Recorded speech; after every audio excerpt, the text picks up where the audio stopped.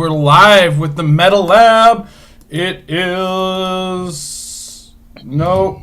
There we go. It's Monday. It's Monday. Now we're on screen. Oh, goodness. I'm terrible at this these days. We got a full house today. It's not just my terrible, annoying voice and Mike and Jay. We're also joined by the lovely dulcet tones of Tom. Boy, that was dismissive of literally everyone else. Hello, everyone. I'm also, of course, joined by Mike. Hello. And Jay. Last and least. So yeah, it's the week after EarthX. We had previews. We had release tournaments. We've had not much else. So we've kind of been staring at the figures. It's that calm after the storm before our brains have really kind of juiced together all the teams. We got our initial ideas, I think, a lot of us, but we're kind of just juicing around ideas and whatnot. But Tom, how's your week in HeroClix been? Oh, it's been great. The only HeroClix that the week held was a sealed tournament up at the Comic Warehouse, release day tournament, which was great fun. I guess it was also I pulled all my product, so that's probably worth noting. I bought all my stuff on Wednesday, which is great. Got the new starter with cool maps and really nothing else of note. And the Dyson token pack for the first time ever. I bought a Dyson token pack because for the first time ever, there's a reason to do so. Yeah. Unless you just want tokens, I guess. And I pulled well in my case. Got the Captain Venom that I was so looking forward to getting. So yeah, man. I'll be the borrower for that locally. Yeah. Or I guess the lender. Yeah, you'll be the lender. Yeah. You are the new Jason, Tom. Yeah, for that piece specifically, anyway. I'm texting you right now. I already called dibs. Yeah. Well, I also, for what it's worth, I also have a second Daredevil. I know you wanted one, Mike, so if you don't pull one, tell me. But anyway, the only things I was missing from the set that I really wanted were the SR Hulk and the SR Cap Resilient. I've since ordered Cap online, but I didn't order Hulk because that's what I pulled in my event on Saturday. Did you literally just text me for realsies? Oh, no. That would be funny. So anyway, I pulled the Hulk, which is great, at sealed, and I felt obliged to play it because he's my favorite character and one of my favorite pieces from the set. So I put that onto a team. I forewent an EarthX team because the only option I had would be really quite poor. Instead, teamed him up with Alistair Smythe, so I had some outwit, as well as Alistair Smythe's a good level attacker in his own right, even if he doesn't last too long. And Karnak, who's always great for perplex and kind of cleanup. And finish that one out with Sandman, who turned out to be a little underwhelming, if I'm being honest. The ability to choose one of his powers is neat until you realize he doesn't really have that many to choose from, and of course, since you can only do it when he has no tokens, and if he's outside charge range, you pretty much have to choose charge anyway. So I don't know, it's limited. I'd be inclined to push him. Anyway, neither here nor there. The point is, I did play the tournament. I was able to sneak out a win, which is great for funsies and for being able to lay hands on the Scarlet Spider. It was anyway. It was a great little tournament. Lots of good fun to be had by everybody, and that was a great way to sort of launch myself into the set. And I also got a hold of the maps, which I'm very excited for, which we'll be talking about later. All right, Mike. Hey. Yeah, it was a good week in HeroClix. I got to go to the release event that we had at 401 yesterday. I managed to pull super rare in mine, so that was nice because I have not been having great pulls. Out of 10 boosters now, I've gotten 2 super rares and 1 chase, so a little worse than a brick, as it were. But what was nice was it was the Venom super rare, so I got the Symbio equipment, which is really way more valuable than the Venom is. Let me tell you, that Venom is junk, and I didn't play him because he's junk, which is funny because usually I pull super rare and I play it, but I played the Symbiote. You better believe I played. And in fact, because I had it and I wanted to play it, it affected my build a little bit because some of my lower point figures, I opted for the 25-point Hydra that looks like Sharon Carter but isn't Sharon Carter, because instead of a 30-point red Union Jack is the energy explosion one. Blue, yes, red. Red. Blue's leadership red. Yeah. So I had a red one, but instead of playing that one at 30 points, I actually played the Hydra because I wanted to be able to get that object on my team. The rest of my team was an EarthX theme team. Nice. President Osborne, because President Osborne. Yeah, pick somebody up. Every single time I pull him, I immediately start building with him, which is going to be a funny story. Triton, which is great because I already like the figure, so it was great to pull him. I did already have him thanks to Jay, who had given me one that he had. But so now I have him. He's extra, so if someone needs him, let me know. And that common Black Panther, who again, I just keep pulling this figure, and he's great. Why wouldn't you want to use him, man? He jumps around the map, he hides in stealth, he's got outwit, and he's a solid like secondary attacker. Like, he's great. Spider's Man, because again, I keep pulling Spider's Man, and I always get Spider's Man, and I push him onto Perplex, right? I mean, what else are you going to do with him? You push him onto Perplex. And that was it. Yeah, I had 5 figures. So EarthX theme team. My first round was against Devin. Devin had Luke Cage. He had the Spider-Woman, but not the super rare, not the prime. Yes, thank you. He had Spider-Man, the overweight Spider-Man. Poor Spider-Man, let himself go, Spider-Man. Mr. Negative, and Red Union Jack. No theme. I clearly win map, and of course I picked the Harbor because I have Triton on my team. Now, here's the funny part about my team. If you were doing the math on my team, you'd realize, wait a minute, he couldn't have played Triton at 75 points because then he'd be 25 points under build. So I played Triton at 100 and Black Panther, who's 90. So who the hell did President Osborne pick? Yeah. Yeah. This is what I realized as my first round came. You filthy savage cheater. Too bad one of them didn't have Syndicate. No, you didn't cheat. I was so focused on building an Earth X team that I was thinking Triton would be the person I would pick, but I kept building at 100 points because I needed to be Earth X, and I didn't have anybody else. Well, again, if I could have made it work, but I would have had to lose the object. Anyway, so as I go to begin and I go to pick my bodyguard, Devin and I both go, well, who the hell are you going to pick? So I picked Spider's Man. Yeah.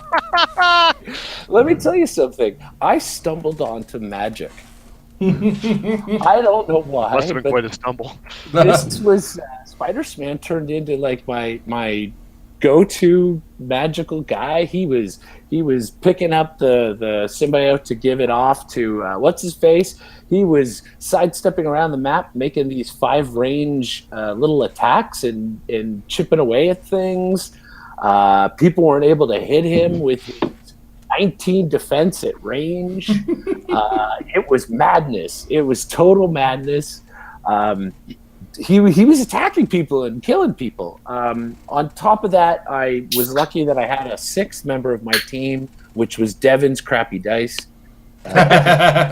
His dice were really, really bad. I love that figure. Opponent's bad dice. Yeah, he really couldn't. I always play that character happen, though. Man. That'd be a good location bonus. He just couldn't make anything happen. Like, I kept outwitting that Spider-Woman until I killed her. He was using the Mr. Negative outwits, but then he would just miss on everything that he did with it. It was a really harsh match for him, and I wiped him out. It was a runaway. Luke Cage came in at one point, charged Quake, and he would have actually hit 4 people, two hired flunkies, and Black Panther and Norman Osborn, and he just hit the 2 flunkies. So it was that kind of thing for him. Yeah, I took full points. And then my second game is against Emily. Emily's team was the common Venom Prime. Again? Was your team on Saturday? I know. She's got like 3 now, apparently. Hey, Emily, call me. Right? I know. I actually still need one too, but I haven't got my case yet, sadly. I got to wait another week or so. Blue Union Jack, King Britain, and the Sharon Carter Hydra, the actual Sharon Carter Hydra, as opposed to my Hydra that just played looks on like Saturday too. She loved That was our exact team, basically. Very similar. And King Britain, pardon me, King Britain works well. I like the figure. I played him well in an event, and she was playing him very effectively. However, I just had the numbers, really. I rolled Norman Osborn's leadership. Like every single round, I rolled Norman Osborn's leadership. So I had hired flunkies. I always had 4 hired flunkies. I was pushing them and killing them on theme probs only to pop more out. They were doing damage to King Britain with exploit weakness and dying from the mystics, and that I'd pop more out.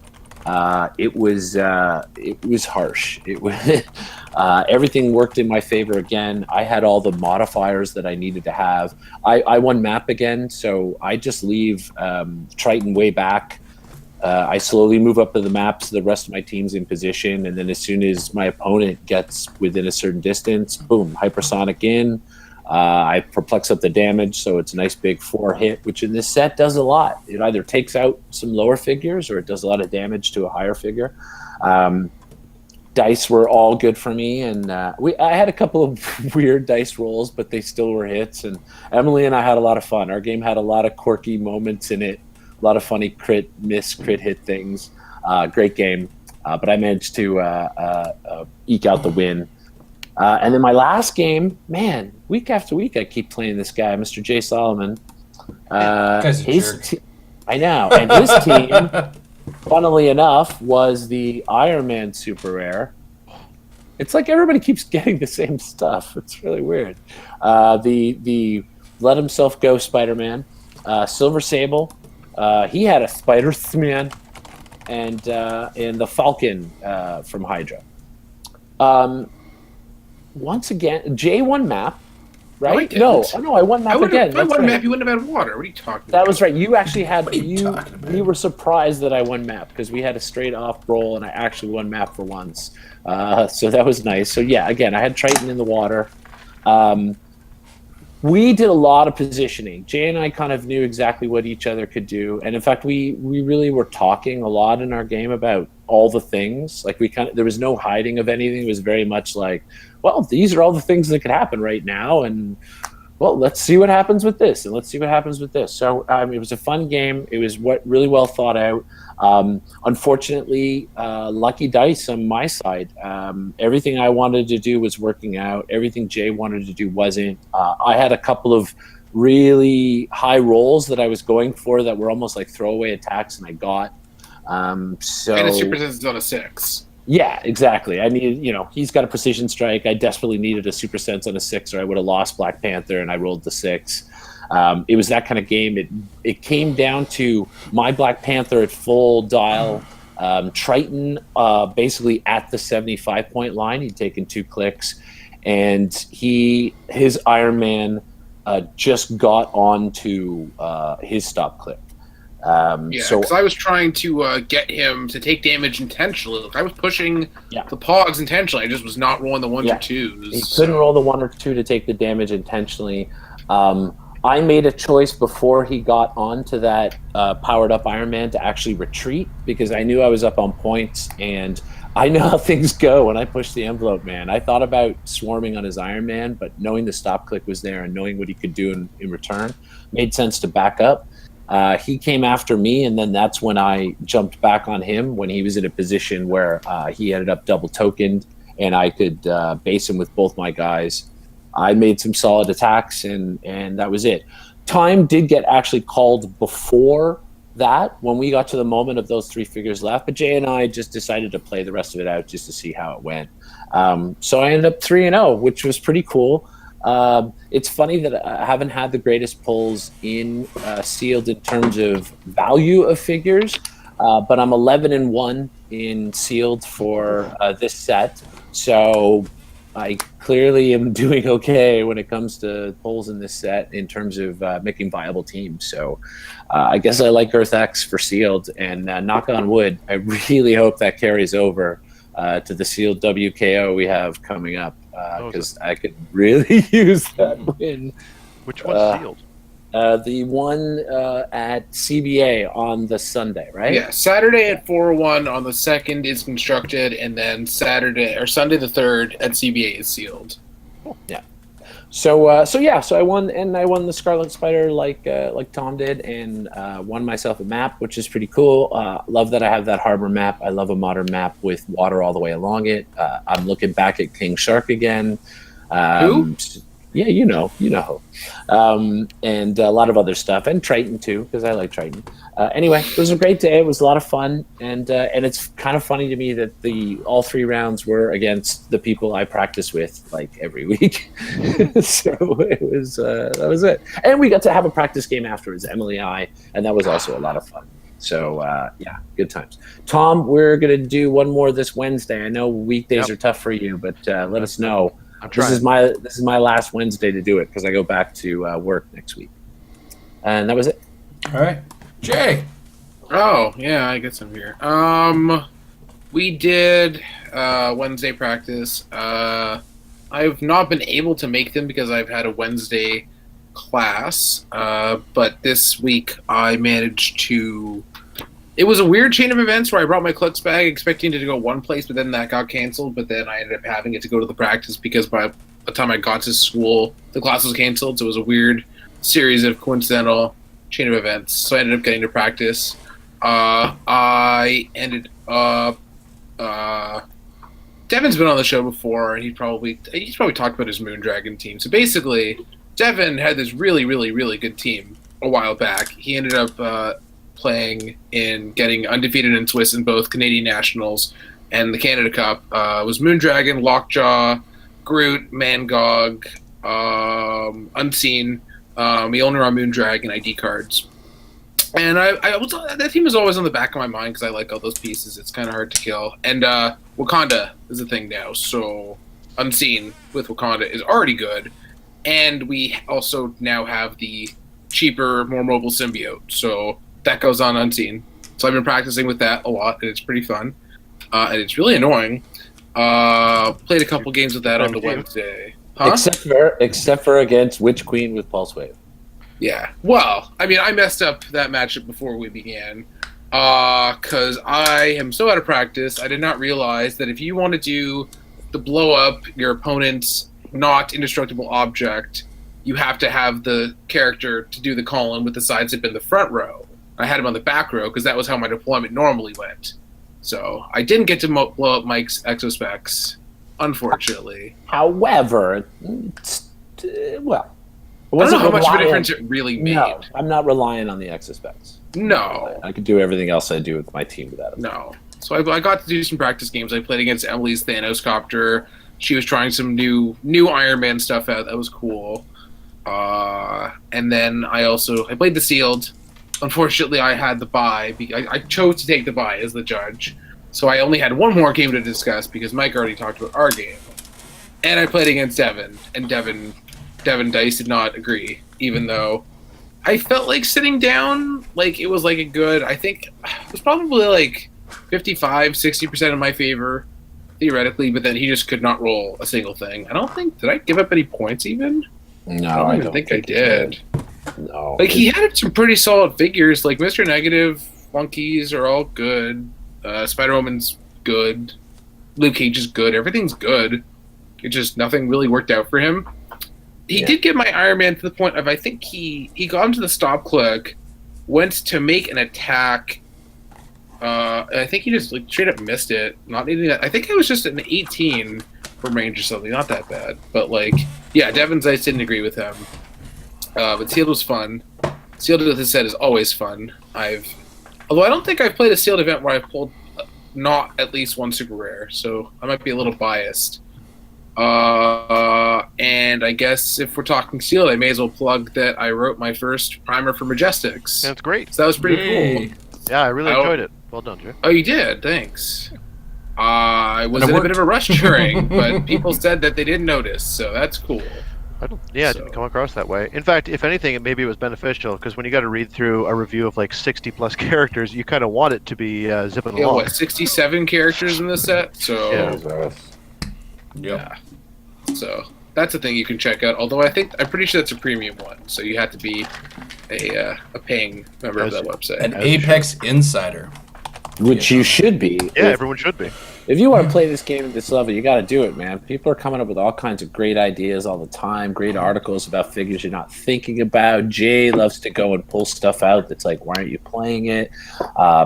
Adam, his articles, they're always like, I don't even know. It's almost like they're about the math of it all. You know what I mean? Like he's just always broken it down and almost like everything's like equations and stuff. There's so many great articles on it, and you got to read it. You got to get it.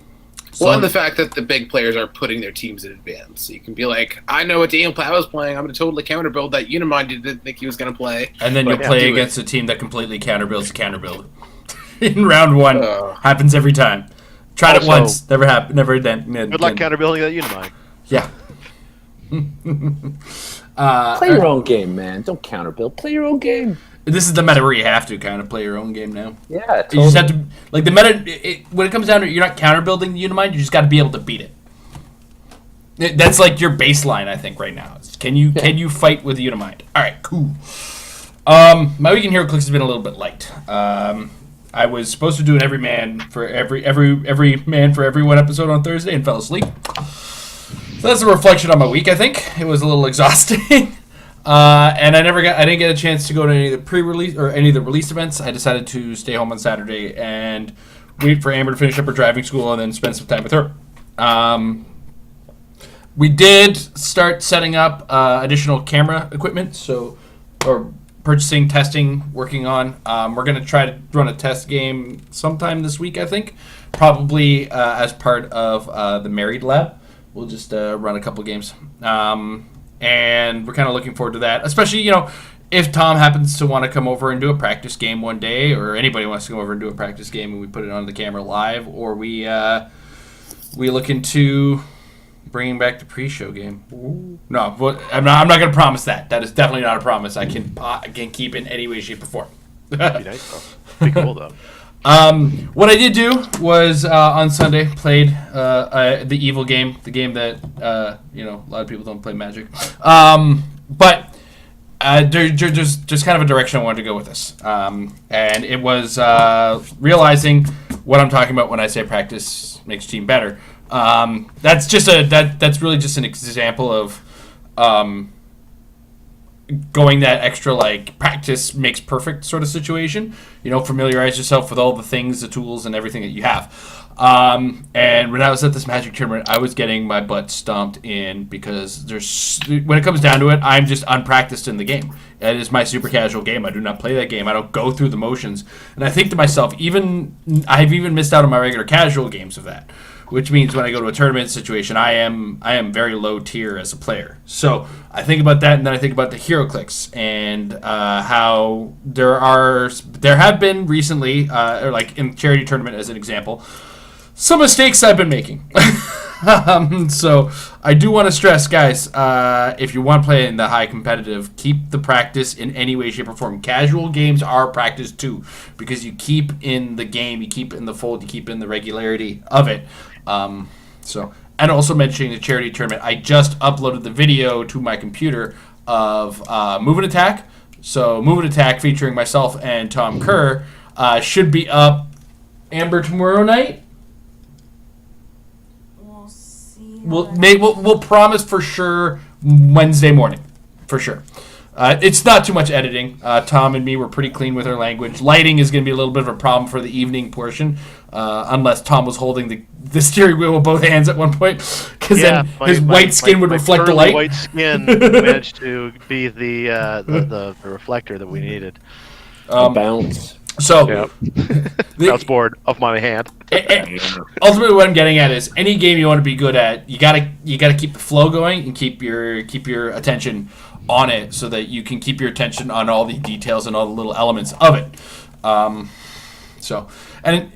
It was things, but I'm becoming bad at looking at sidelines, and I got to get back on that, because for some reason I still haven't quite fathomed that the X-Men ID cards exist.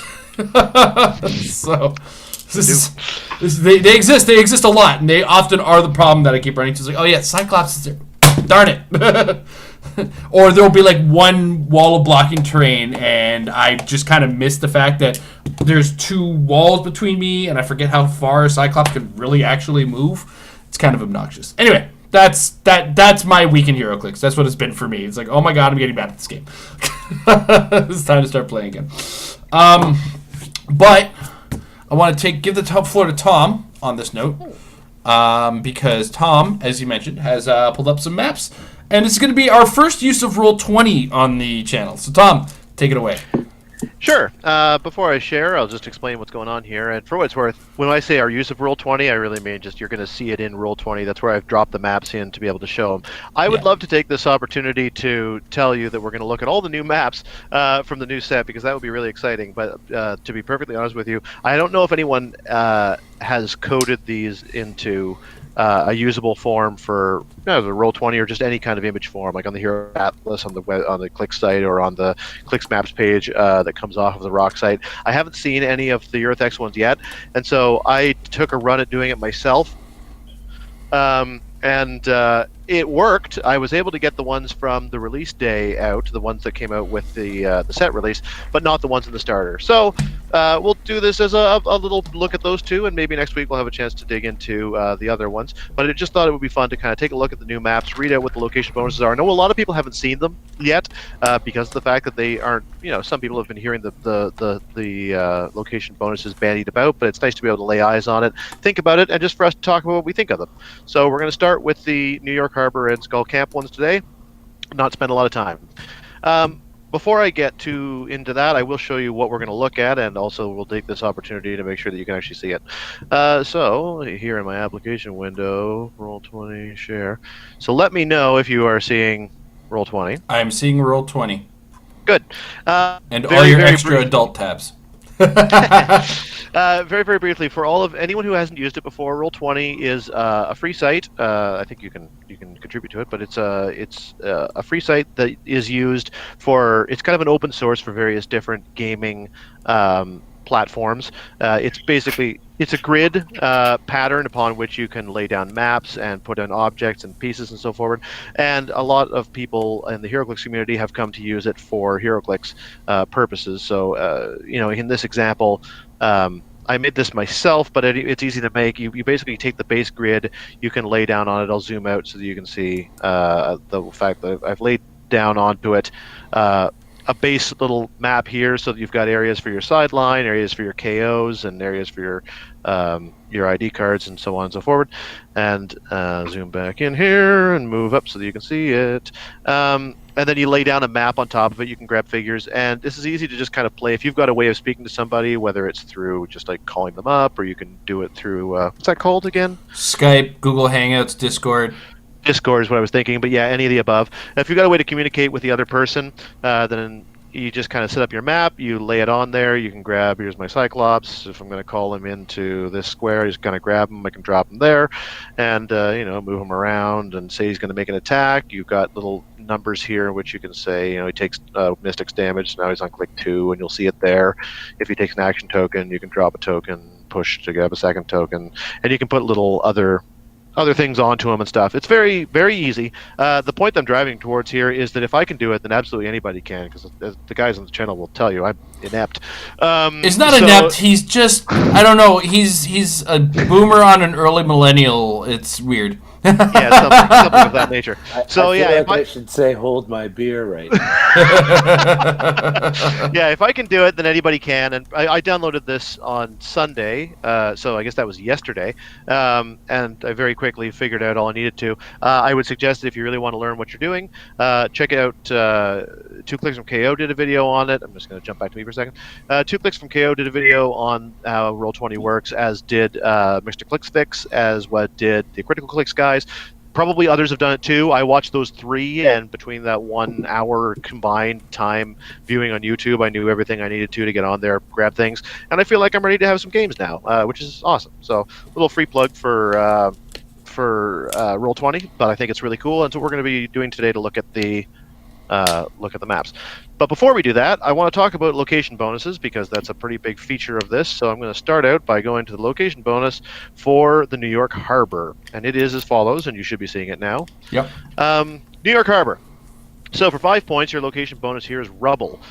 Characters occupying or adjacent to orange squares, we'll get back, or on an orange square, we'll get back to that in a sec, have free roll a d6. 3 through 4, generate a standard light object. 5 through 6, generate a standard light or heavy object. Place the object adjacent to that character. So, free action. It does say characters, it doesn't say friendly, so until I hear otherwise, I'm going to assume that everyone on the map can do that. Unless you guys know anything else. Jay, you're the rules guy. Do you have any reason to believe it wouldn't be everybody? Are you absolutely sure that's the text? Yeah, it is. I literally just typed it out, and I've got the map here in front of me. But wouldn't it? I mean, wouldn't it? That can't. Even if that is how it is technically worded, I'm sure that once that is theoretically pointed out, Okay. either it has to be pointed out and fixed, or location bonuses are always generally for the person that paid for them. Because you have to pay for them, right? Yeah, it is weird, but I mean, you're right. Until we get a clarification on it, then I'm looking at it again. So unless it's a misprint, that is exactly what my map says. And so it does say that. So jury's out on whether that's for everybody or just you. But anyway, that's how it works. If you get the bonus and you get the map, then if you occupy orange, you've got a 3 through 6 chance of being able to generate a light object, and you've got a 5 or 6 chance to be able to generate a heavy instead, if that's what you prefer. Also, characters can do it to have it free. I don't see any reason why multiple characters couldn't do it on the same turn. Just one character couldn't do it multiple times. So you could theoretically crank out some serious objects. Your consolation for this one is that when placing objects at the beginning of the game, you may generate and place 3 additional standard objects. So, let's go back, shall we, to looking at the map itself. I'm going to get better at this eventually. Screen share, application window, roll 20, share. All right. So, honestly, we should probably have me doing this next time. We'll figure it out. Sure. So anyway, here we are. So this is what the map looks like. I hope that this is an okay resolution for everybody. Yep. The orange squares are here, as well as there's a couple here next to this elevated here, and off in the middle of this sea of hindering here. So as far as places to go to generate objects is concerned, the map isn't absolutely packed with them, but you're never more than 5 squares away from a starting area, if that's where you need to go. And you're very close on this side if you happen to be able to get there. It gives you some opportunities to be able to crank out some extra objects. We talked about that already. I'll get to my thoughts of that in a second. As for the map itself, Mike already mentioned that it's a very water-heavy map, which is awesome. We don't have a lot of those, particularly on the WizKids side. I guess it doesn't these days matter much whether it's Rock or WizKids. But the thing about, say, Point Flood is that you really can't get around there if anybody doesn't have the ability to swim or fly. Whereas this, you still have the option. So if you're playing a team that benefits by having water, but is not completely immune to the effects of being able to travel through water, this gives you lots of water to move from without having to be stuck in it no matter where you go. It's got some obscuring terrain. That's what color gray here, since I can't really put white on white. So this is all obscuring terrain, which is great. A nice big hindered bit here. If you're trying to shoot through the middle of the map, even if you're not in the terrain, you're going to be looking through it unless you're trying to shoot from this angle. And it's very hard to get angles around here with all this blocking and elevated terrain in the way. So this is a pretty decent map to be able to advance on the ground. Even if you're not in the obscuring, you'll have to be obscured by it. And if you're forcing your opponent to try to shoot at you from the water and they're not great in the water, then so much the better. Lots of elevated along this side, and a couple of patches of elevated here. And other than that, what you see is what you get. So a little bit of everything, a decent little map. My 2 cents on, well, I don't know, I've spoken long enough. First of all, what do you guys think of the map, and what do you think of the location bonus? I don't know, you want to start with Mike? You seem to like this map. First, I just want to touch on, I'm reading the specific wording of the location bonuses as they are on the thing, and what it says is location. You may add 1 location to your starting force. So for one thing, it's being added to your starting force. And then if you get into the next part, it says if you are the player that chooses the map and you choose the location, you can use the bonuses you paid for. So I would think that because of that, it wouldn't matter that it says friendly or not. Right. That would be my feeling on it. But anyway. Yeah, you're fired as a rules guy. Right. Anyway, so in terms of the map itself, I like the map a lot. Obviously, I love to see a modern map that we can use with water. There's a lot of characters that have benefits from water. As I was reminded yesterday, because even though I've been playing this game almost 16 years, apparently I don't know how to play it. If you're a dolphin, you get +1 to your defense against range when you're in water. Yes, you do. That's actually new with the That is newer new, yeah, rule you changes. 2017 one. And like when the new rule set came out, I don't think like this is the first set where we really had water dudes short of the man thing soldiers. Right. I think. So that makes me even more excited for all these dolphin speed people who I now actually kind of want to use. And here's a map that I kind of want to use it on. And Tom's point is very good, very right on point about being able to move up the map as a ground force. Absolutely. It's definitely beneficial for figures like that. That section of obscuring creates that like is activating stealth for so many people. If you're trying to draw the line through it, it's an awkward map to move around because the water dips down even more on that one side, right? So it's really, if you, the way we're looking at the map right now on our screen, if you win map, you end up on this map, you probably want to pick to the right. Because coming from the other side is a little bit more tight. You're kind of being forced a little bit more that way by the extra water. But definitely interesting map. I mean, look at all the things that are on it. We got blocking we can't destroy, we got elevated, we got water, we got obscuring. It's got something for everybody, really. It's a smorgasbord map, and it's a lot of fun. And the location bonus, man, you could have a lot of fun with that. Everybody can pick up a light object now, so you got a 66% chance of generating a light object. If you've got a bystander-heavy team, think about Walking Woods getting to pick up light objects all the time. Starfights to throw them to try to activate your right? your call-in guys. Yeah. And you already Control love alert. this. Yeah, you already like this map anyway. If you've got a Starro going on, so. Yeah, I think this map is great, and it's this and the Wakanda from the starter are definitely like my two favorite newest maps. Mm-hmm. Jay? I'm slightly less enthused because we've already had this location before, or the location bonus before. All the maps are very different, so it does matter. As far as Is this that- map, What is the other one that we had this location bonus on? the Batman animated series OP kit one? I obviously don't remember it. Yeah, Is it literally exactly the same? Except for the fact that the crates on that map are hindering always, even if you don't have the location bonus on. It's very. There's like a bunch of roofs, kinda. There's a bunch of blocking, a bunch of water as well. There is a bit of a straightforward path as well. It's very interesting. But as far as this map goes, I like, for myself, if I was playing my competitive team right now, forced to play on this map, I like starting area water for Flores. I like the weird elevated combination starting area thing where you can start off on the back corner and you can't really get shot until your opponent is way far up the map. But even then, because of the angles, they would then have to be in water, so less likely that they'll actually be able to pull that off. And I like that there's enough clear lines of fire, theoretically, eventually, for what you want to do.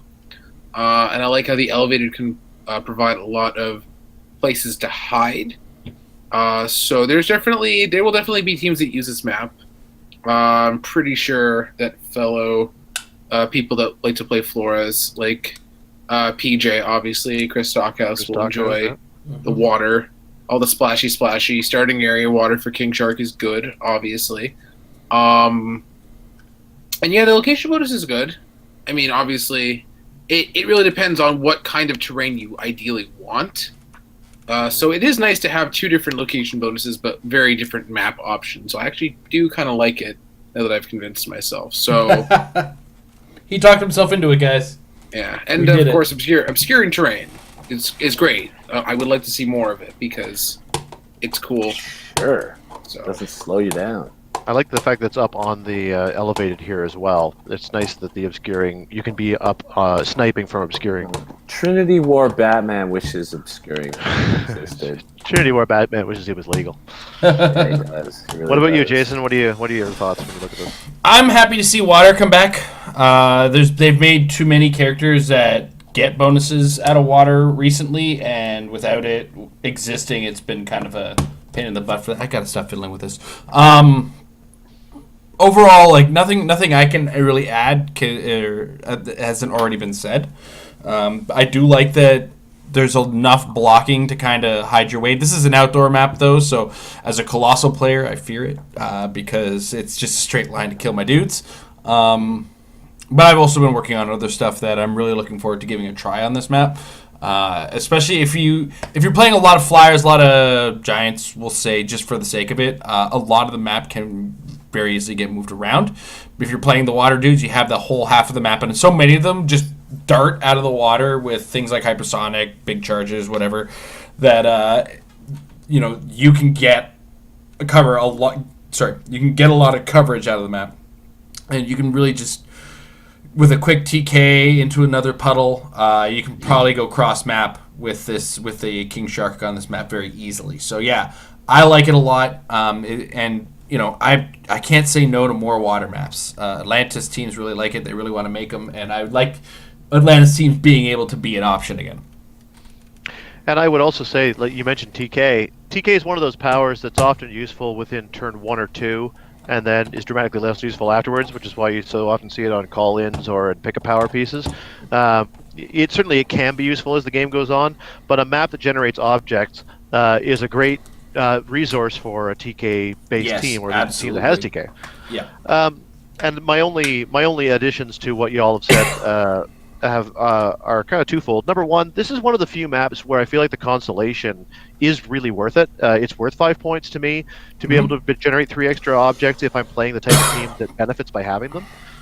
So it's this is one of the rare maps that I might want to put onto a team that's not themed, because I really don't mind if I lose and get the consolation, because it's still achieving partly what I like. In fact, the fact that I start with them automatically instead of having to go and create them is almost beneficial on certain types of teams.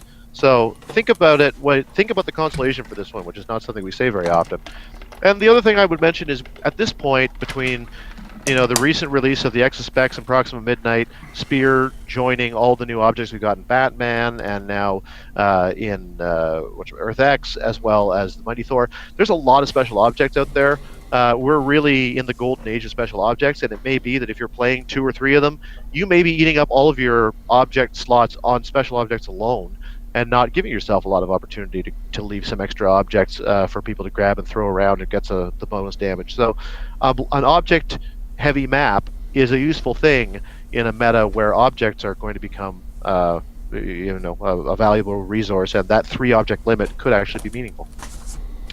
All right. So that's that talked about. With that, and this is the reason why it's nice to only do 2 maps, because we'll be here all night if we try to do more than that. Absolutely. I'm once again excusing myself for not having finished the other ones. Let's take a look at the Skull map. I'm gonna I gotta go to my PDF and then switch tabs. So I will call up the actual map in a second, but first of all, here is the location bonus of the Skull map. Buckle up. There's some words here. Skull map. Skull camp, I should say. Plus 5 points, location bonus. I keep the trains running. Orange squares indicate numbered tracks. Each track has the number of die icons near its edge.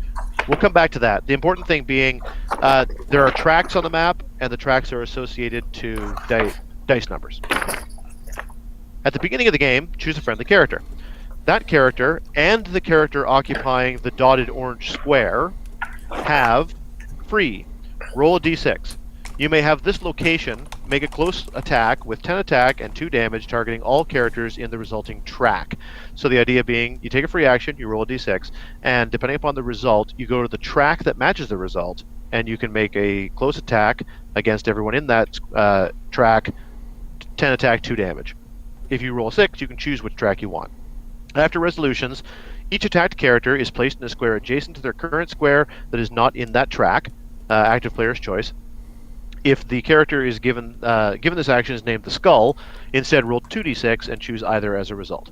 So there's a lot to digest there, but the important thing is that there's a dotted orange square on the map, which we'll see in a moment, which is basically the operator station. So everyone occupying that can use the free attack effect, although, as we've pointed out, it's probably only your friendly characters, which is nice. Also, you elect a character that can do it from anywhere on the map. They roll dice, they go to the track matching the result, or if they roll a 6, they choose a track, and they make an attack, 10 attack, 2 damage. It is considered a close attack, and get to knock everybody off of the track. So it's kind of like a mini tank effect. And the constellation for this one is opposing characters modified defense -1 when targeted by mind control, incapacitate, or telekinesis, Oof. which has very little to do with trains. Everything to do with the skull. Everything to do with the skull, yeah. Although, not a great constellation, in my opinion, but to each their own. So, with that said, let's take a look at the actual map itself. I'm going to try to stop sharing here. There we go. And back we go, and over we go. 2-screen share. Roll 20. And if you've never done it before, here's a quick look on Roll20 on how to change your map. Basically, I've put my map in the background here. So I go to my map and background, select it, take it out of there, grab a new map. In this case, I want the Skull Camp. Drop it, in my case, drop it into the upper corner here. Yeah, the I'm going low tech. Yeah, Mike's actually got the map out to take a look at. Yeah, but mine's so much better, and I worked so long and hard on it. I'm appreciating it. It's okay, Tom. Mine's in color. All right, map layer, great, and we're back to here. Okay, so here's what it looks like, and here's what I was talking about. The tracks are associated to die results. So if you roll a 1 with this thing, it's never going to do anything. However, a 6 will allow you to choose the track, and otherwise you got 2, 3, 4, and 5. Remember that these are clear. This terrain looks like there's an awful lot going on in this map, and I suppose there is, but this is basically all just clear terrain that has a special effect. So it's actually a bit more Spartan than it may seem at first glance. This is the aforementioned orange dotted line square, in which anybody could theoretically call the trains. You've got this thing that happens sometimes where you've got elevated starting areas, but the starting area doesn't go right to the edge of the elevation. So remember this, if you've got a TKer that doesn't have sidestep, it's not going to be particularly easy to grab an object and TK it back to your guy if they are in the starting area and you haven't pushed your starting areas out. So this might be a map that you can use for the tactic if you see it across the way and think you can kind of screw somebody out from getting their stuff. As for the actual location bonus, the idea, it's a fairly unlikely thing, because what you're basically looking to do is either roll a 6 or roll wherever somebody happens to be. Those who are somewhat adept at math can probably conclude that that's about a 1 in 3 chance. In other words, the odds of a successful shape change or super senses of getting to hit somebody in the track that you have in mind. If you're playing the skull, that goes to about a 50% chance, because you get to roll 2d6 and choose the result. And another day I can explain why it's 50%, but the math of it works out about there. We should do that sometime in the Meta Lab. It's like basic probability for hero probability. Yeah, I might just do something on that just to appease the people. But the only problem with that is when you really break it down, like it's one of those numbers that never changes, right? You know what I mean? Like, it's like people think the probability adjusts. It's like, well, it does. The probability it doesn't. It doesn't. There, you are definitely more likely to get what you want with the skull than you are if you're not the skull. Absolutely. But you're rolling there's a 2d6. Pretty real chance you're not going to get it.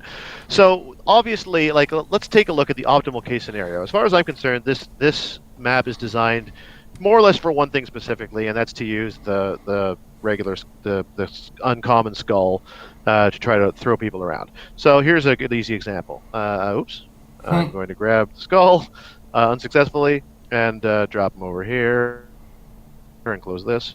My computer just died. There, it's back. Okay, so here's the skull, and I'm going to just seeds across the map.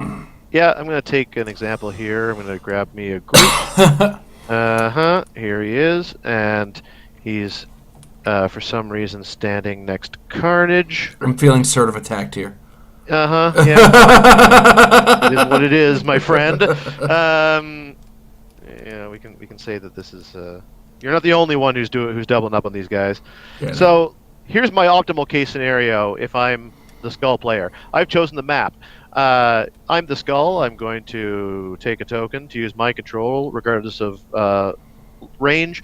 I can see Carnage, so I'm going to try to mind control Carnage. In my perfect case scenario, I succeed, and I use my attack action to try to hit Groot. And let's assume that I succeed, and so I KO Groot. Just take him off to the side here, and then I use my move action to move him half his movement, which is 3 if memory serves. Yep. He ends up right here.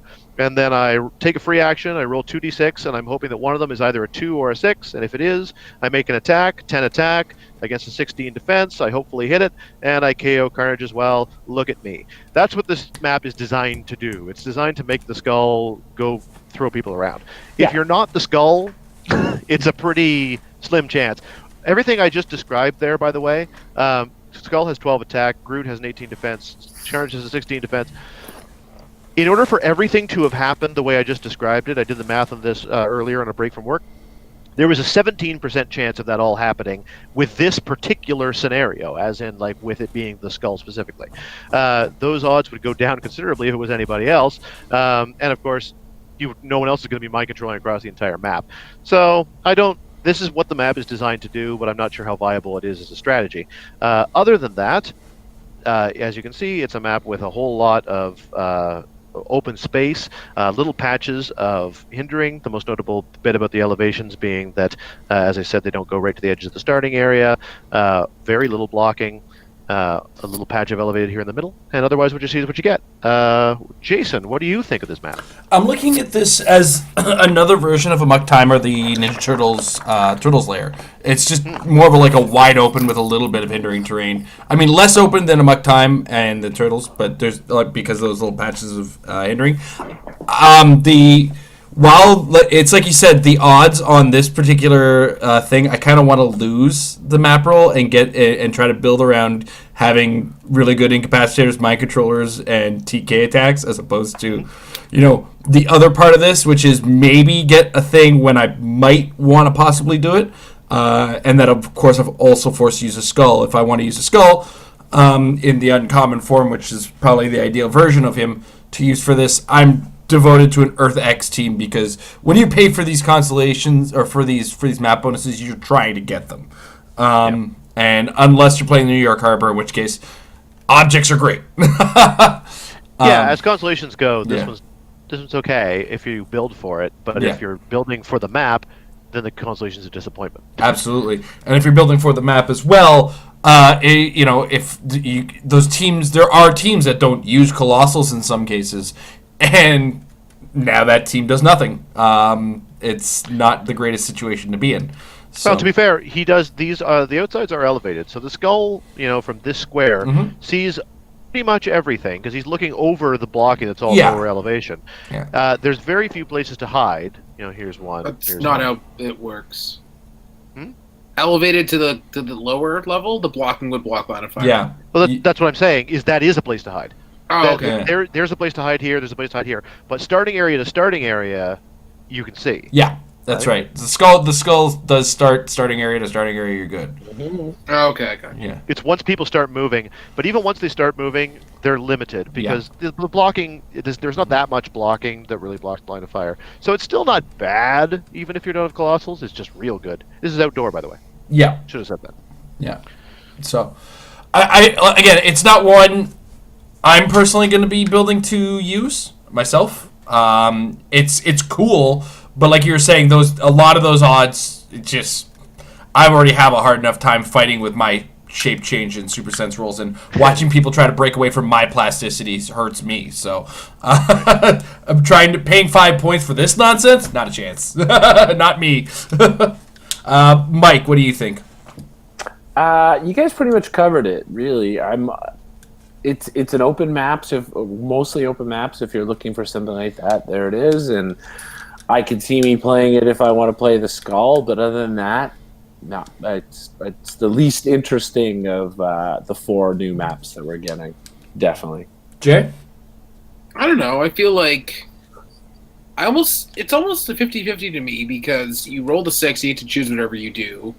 You kind of force your opponent to not go in a significant number of the squares of the map because if they're in, I guess it's a 1 in 3 depending on where they position. But if they're paranoid, I guess. Yeah, I mean, it's not penetrating damage or anything, right? No, but if I've got there a is stuff vulnerability or better. Heavy reducers are not actually that common. Like on your temples, sure, but like I don't know. Certainly it can clear a lot of space. Like in Pog heavy builds, there's if they're forced into those places and you get lucky, yeah, it's a game. Well, I guess that's it. You gotta get a bit lucky. Yeah. But if you get lucky, I'm not saying you build with it now, but I feel like I don't know if we're gonna get more Earth X figures anytime soon. But I feel like if we do, or if we get some really good keyword cheating at some point to make Earth X themes better, it can be interesting. Because I do like that skull, and there are some good. There's almost enough good Earth X to be building around. I think like Daredevil and him is already 100. There's Title Cap who's 80. There's lots of great Earth X. So it's possible. Yeah, I feel like you could theoretically. I don't know if you build around it right now, but I think there could be enough to warrant playing around with, and the fact that the terrain itself is very specifically not restrictive, so there's not much there. And even if they are hiding behind one square, like they can have never pretty much, if they want to be in the middle of the map, they can be in the middle of the map. But if they're not in the middle of the map, there's not really a way that they're having more than one piece of blocking in the way. So Cyclops is going to see pretty much everything. So Yeah, true. Yeah, but Cyclops is going to see everything on a muck time, too. I don't have to pay 5 points for muck time. So you don't but have to maybe do maybe you want. Yeah, but if I pay 5 points for this, I'm kind of committing to it. You know what I mean? If I pay 5 points for a map... You could just play this map. Yeah, exactly. Yeah. But also, I do like the constellation as well, theoretically. If you can... Like, if you have pick a power, it's good. If you have certain characters, certain call-ins... I do know. like protected starting areas. That's nice. I mean, it's not protected from everything, but it's protected from a lot of things. If you've got guys who aren't colossal who stay at home, this isn't bad. I mean, Iron Man might not hate this. He just has a much better map in the start. Yeah. Yeah, so... I mean, it's one of those situations where it's not bad, but there's better options for a lot of what it does. Also, for funsies, could you theoretically place your Casey figure right in this square here? I mean, it's more than 5 squares away from your starting area. It'd be kind of fun. I think they would die, but it would be Oh, fun. yeah. They'd be dead. Yeah. They'd be dead. I mean... Oh, yeah, there's just a couple that... I was thinking to myself, like, what's still legal? But then there's also, like... There's the Power Woman, there's the Orion. I forgot about those for a second, yeah. Yep. So... Anyway, so there you go. That's our 2 maps for the day. Yep. Hopefully I'll be on next week and we can take a look at the ones from the starter, because I almost got Wakanda finished and I just ran out of time. And then I can get the Iron Man layer, or whatever it's called, done too. And we'll take a dive on those when we can. Another Thanks, trip guys. to the Cartographer's Corner. I'm going to have to start getting you music for that. All right. I guess that's about it for the week. It's like I said, it's a slow news week. Not much happening in the way of information. Tournaments are happening around. So we're getting back into that flow of competitive. There's been some rocks lately, which is good news. There's Rock Online. So there's that Roll20, like Tom said. Check out videos on how to get Roll20 up and running. Rock winter maps are occurring. So keep an eye open for those. And, of course, like we said, we're going to try to get some more content out ourselves. Just keep the game flowing, keep everything up and running. Just to get back into things. I've been bad about it, so I'm going to not be bad. And I'm going to try to get an episode of Every Man for Everyone for sure. We have Move and Attack coming out on Wednesday. Married Lab on Friday. So exciting times on the channel again, I swear. All right. So with that, is there anything else we wanted to cover this week, guys, or are we going to move to questions? Good with me. We're good. Questions. All right, before we do that, I want to take a second to thank our patrons over at patreon.com/marriedwithclicks. I know I said 10:45, guys, but if you are at the $5 or up patron marker, we're going to open up the lines for you guys to jump in and get your questions in. So if all of a sudden an extra face appears in the hangout, don't worry about it. I invited them. Cool. And if you want to check out what we have at patreon.com/marriedwithclicks, jump on in there and see what we have for you guys. We did a couple weeks ago. We did our patron hangout. We have one of those every month. The next one, of course, will be March 2nd. March 3rd. In the evening at 9:30 p.m. Eastern Standard Time. I was going to say, you're not going to miss an event for that. No, I'm not. Well, I'm not missing an event for that. I'm going to be coming back from Great Wolf Lodge with my children for their birthday. But Hero Clicks. Kids.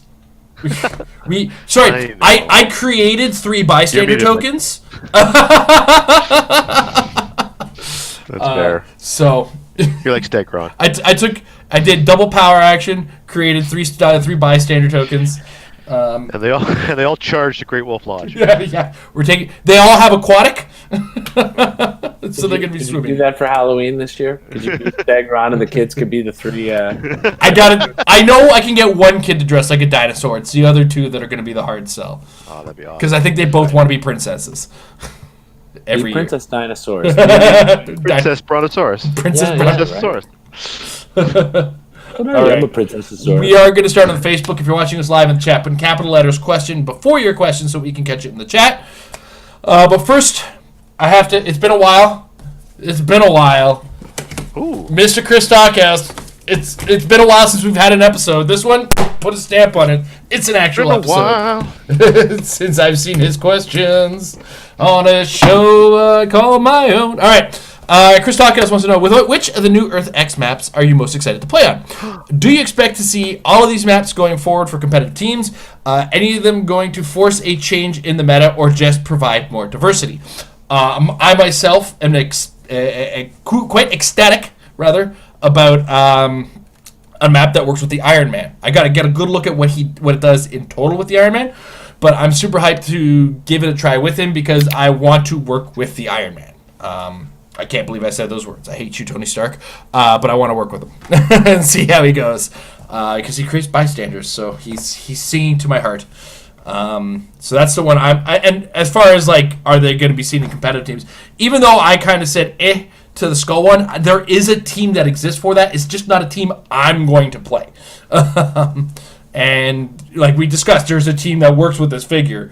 Do not deny its existence. It does exist. So yeah, I think that's definitely an option for sure. As far as changing the meta, I mean, I'm getting skeptical about Colossals more and more. Let's not kid ourselves. But Tom, what are your thoughts on the matter? I certainly don't think that the Skull thing is good enough to make me wonder about Colossals, but I think it'll be fun at some point to play that particular team. It's just to restrict you a lot. Like you say, you kind of have to be playing Earth X, which limits you to 1 set. Now, I'm not saying there's not good stuff. I think there's a good Earth X team out there, maybe a few of them, but it isn't quite as rich a mosaic of possibilities as I like to work with. So that'll be fun, but I agree with you. The one I'm most excited for is the Iron Man one, specifically for using it with Iron Man, but it is still good without him. It's just the sort of thing where you got to make sure that you got a power action for a 50-50 chance. It's a bit difficult the way that the tempo of this game tends to work. It can be difficult when it's not Iron Man, because if you're spending power actions and you're not getting the results you want, then the results may not favor you. But those bystander tokens are all really good. Frankly, anything that gives me another prob on my team, even if it's only a 1 in 6 chance, that's real tempting. So I really like all of them. I agree with you. I don't think any of them are going to change the meta, but they all enrich the meta in different and unique and interesting ways. So, cop-out answer, but I really do think they're all viable, which is nice. Yeah. In the Batman animated one, I do think that there were some clearly better, worse ones. In this case, I think they all have their place. Mm-hmm. All right, and Mike. Wakanda forever. Yeah. Yeah, I like the Wakanda map the most. I'm the most excited for that. I think because it fits into most of the builds that I normally do. I like things that give me places to hide. Definitely love the idea of re-rolling super senses. Oh my god, I miss the days of being able to prob things like that. Nothing you technically ever could, because the order and the turn that happened on, you really couldn't ever prob your own super senses. But there were ways around those things. And yeah, I really like the Wakanda Forever. And as Jay mentioned, Unseen on Wakanda Forever is awesome, because now you get a re-roll on a super senses that's already a 4/5/6. You've got lots of places to hide. He ignores almost everything on that map for line of fire wise. Plus throw a symbiote on him, and he's got the shape change to start, plus 2 re-roll at his 4/6 super senses. Grossness, I love it. Love it. Told you PJ Unseen was good. I told you. So yeah, Wakanda. I mean, all the maps, like you guys said, they all have something that's there. you can't discount the skull map because someone could do it. I mean, you could skull tank. You know, who knows? I could totally see Tom doing it. The Iron Man map, of course, people are interested in anything that generates bystanders. I will mention something after having played on that map. A little hint for anybody who plays against an Iron Man team. I suggest when your opponent wins the map choice and picks that map, and you're picking side, pick the side that the Oracle or whatever her name, the one with Prob, comes out on. Find the two figures that come out on that side, you're less worried about being so close to you. I believe that's number 3 and number 6. You want to be on that side of the map when you're setting up. Yes, exactly. Number 3 and number 6 is your better side because the things that come out on that side are less painfully aggressive. There's sting, and so running shots like you blast can be tough, but it's sting and the Scarlet Witch robot that come out on that side, which is better than having bolt or tank come out in your face. That's Or good. steel bow. That's good. Good strategy thinking there. I like that. It's just something I noticed when we were doing a little bit of practicing. I actually set up my whole team closer to that one side where the number 3 was, because I knew that if she came out, she didn't have a move and attack, only had sidestep, 10 attack, 2 damage, prob, and incap. It was way less of a worry figure than any of the other bystanders that came out. Unless of course aggressively. you're playing a super across the map and smash type team. But you kind of touch on an interesting point, which is that so often we talk about maps and we don't spend that much time thinking about what side we start on. What a huge difference maker that is, and that's one of the differences between a really good player and just a good player is thinking to that level of nuance and detail. So good thinking. All right. Thanks, Tom. That's a big compliment from you. Jay? Now that we have the full set revealed, it's hard to say that's better than Symbiote, but I do think that the Wakanda map bonus is the single best and most relevant thing in the set. Because many reasons. It makes Chase Black Panther viable. Doubly so with the new Symbiote, because him plus Groot is already Cosmic theme. Walking Woods to pick it up, drop it off, because it's a lit object. All very relevant, and that is only 275 points, and then you fill in with, I don't know, another Groot? So does Black Panther activate the Venom Black Panther? Pretty sure it just says Black Panther. I don't know if it because I don't know how viable he is. That's why when you were saying Chase, you meant the other one. You meant the Chase. Named Black Panther. I meant the Gauntlet one. Yeah, that's why. I was just clarifying which Chase Black Panther you meant. Since we just got a Venom. Protected Pulse Wave Super Senses, so if he's on that map and he's getting that map bonus, there's really nothing you can do about it. Unseen is a thing. Anyway. Lockjaw has Super Senses on dial. There's just lots of Super Senses. Unimind can also pick Super Senses, so it makes his one-man army-ness theoretically more viable. Everybody should have at least one Blades character, because everybody should have Wolverine, so the Blades reroll is relevant. And the Constellation is still good enough. Like, even if you only reroll 1 critical Super Senses or 1 critical Blades, that could make or break the game. As well as the fact that certain archetypes have a lot of Blades, like Carnage, because symbiotes actually have both of those powers. So, makes the monster team better, especially because the monster team is going to win map roll. Although the outdoorsiness is kind of not as good, but post-rotation when Hawkeye isn't the thing, I don't think that matters at all. Especially because basically none of that team, the only part of that team that retires is Mini. Basically what I'm saying is, Wakanda is extremely relevant. What were the other parts of the question? Does the meta change? Like, it changes. It adds diversity and maybe gives more diversity, or maybe people want to play double Cyclops more because it's more access to Precision Strike, I guess. There's nothing really that just blanket shuts off Super Senses even. I guess Surtur, kinda, because he gets past it. But it does change stuff, and it also makes more diverse stuff, because Unseen I thought was already fringy area, but him with it is obnoxious. So, I think it's not unhealthy for the game either. It just shifts stuff a little bit. So, I should also mention in passing that I like the fact that they introduce new things that don't just supplant or the things that came before. Like, it's not like they introduce all these new map bonuses and it's just like, well, I'm not looking back at the old ones anymore.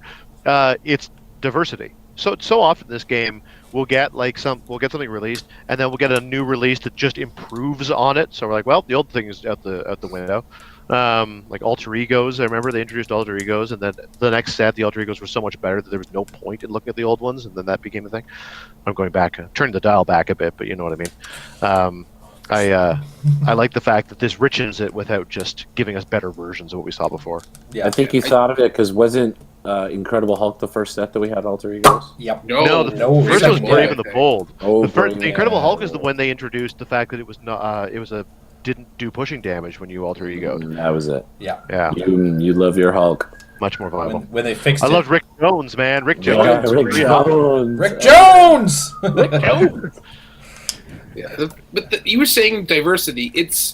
I think that the location bonuses are just good enough and just impactful enough, but not too good, that they're almost a good middle ground between resources and not having resources. Like, there's enough of them that certain teams are gonna, like, it made the Gotham team significantly better.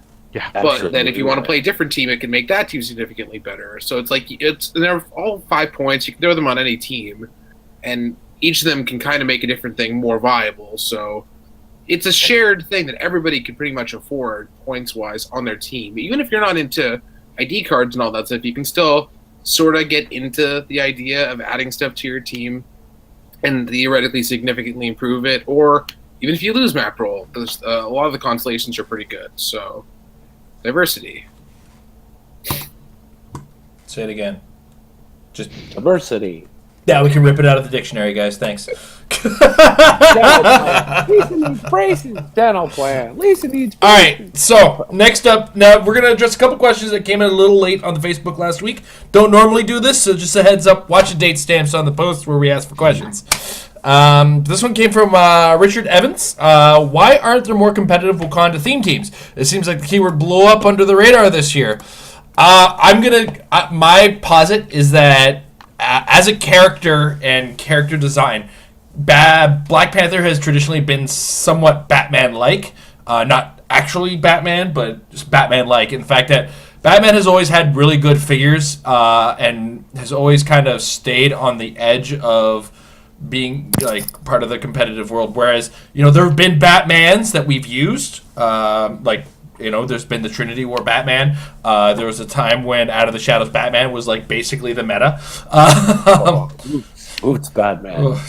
So I made a team of 4 of them once. yeah, and then in this more leveled out game, just Black Panther hasn't really, or Wakanda itself just hasn't really had that team that has all those tricks that really do anything. It's not that the Wakanda teams are bad. There are some teams you can make with the Wakanda keyword that are strong. They're just not competitive on that level, as it were. That's kind of my thoughts on it. But let's go with Mike's thoughts on the next one, or on this one. I can't really disagree with you on that. I think that's just it. There's just not enough. It doesn't have enough of all the pieces to put together to make a balanced team that can handle the meta. That's really what it is. I mean, there's too much stuff that you're going to face off against, and Wakanda right now with what's available is this is what you're doing. And that's kind of it. That's how I would feel about it. All right, Jay. There's just not that much of it. So, if you do the math of there's going to be X% of stuff that's competitive, and you take it and you apply it to an already small keyword, it's not going to lead to results. All right. So, Tom? Ditto. If you count Earth X, there's currently 19 Wakanda pieces in the meta. Period. I'm not counting multiple starting lines. So unique pieces, there are 19 of them. Post rotation, there'll be 11. If that, some of those may rotate. Yeah. So the diversity isn't there. Now, it could change with, we know we're going to get a bunch, obviously, in Black Panther and the Illuminati. Yep, so for sure. who knows? Maybe they'll give us a couple of power pieces from that set that have Wakanda, and it'll change. But as it is right now, no. Yeah. I'm just going to start the petition now for a Black Panther-styled Hulkbuster armor. It's in the comics. Look it up. Well, and for what it's worth, I mean, the map can help. Like, that's another piece of the puzzle. Yeah. But we're not there yet. Yeah. Well, both of the maps are really good. So. I think Jay, you just stumbled across a future chase set, Iron Man versions of superheroes. I mean, So you know what I mean? Like a Black Panther Iron Man. I'm surprised we haven't had it. And a Black Widow Iron Man suit. I'm trying to remember the specific comic, but there was a comic. I was reading the Hulk at the time, and there was a Hulk. It ended, and I think the next issue actually had it, where he was fighting. He like the Hulk showed up in Wakanda, and Black Panther's like, I got one too, and showed up in a vibranium-made Hulkbuster armor. Nice. Yeah. Hey man, it's right there. They're begging for it. Those are chase figures for sure. All right. Next up, Sparta Clicks. We know who you are. We know who you are. Why does Spider-Man not have a title character, but Joker and Harley have one, and Captain America has two? Also, no shifting focus. Okay, technically, back in the day, there was a kind of shifting focus Spider-Man with that morph type version. Technically, before it worked kind of like Beast Boy back in the day, but it wasn't great. As far as a title character for Spider-Man, title character showed up with Deadpool, so he hasn't been the title of the set. Titles tend to be a little bit more focused on the set. So when you think of Harley Quinn and the Gotham Girls, Harley Quinn being the title of the set character, we had Harley Quinn. Now, of course, I go against the grain when I say Doctor Strange was in Avengers Defenders War, but Doctor Strange has also been on both teams, so kind of fit in the... Exactly. Yeah. Makes sense to me. And we had the mighty Thor and Loki were the title characters in that set. Earth X, we got Earth X Cap. Avengers, it was... X-Men, we of course had Professor X and Magneto. Yeah. Of course. Wait, there's Professor X in that set? Yeah, we did have Magneto, you're right. Yeah. Yeah. We had to make it, yeah. Forgettable. I pulled a few of them, let me tell you. Avengers Infinity, we got Captain America. That one was weird for me. Well, It was based off of... Yeah, you got Kreese. That's exactly right. So... that one I think I felt like was a little stretch, but of course it's not going to be a set where we see the Spider-Man one. So, long story short, Spider-Man wasn't the title of Earth X, which is why we didn't see a Spider-Man title character, and I don't think we'll see one until we get our next Spider-Man named set. And that's like, high-scale game design speculation at its finest. Agreements, disagreements.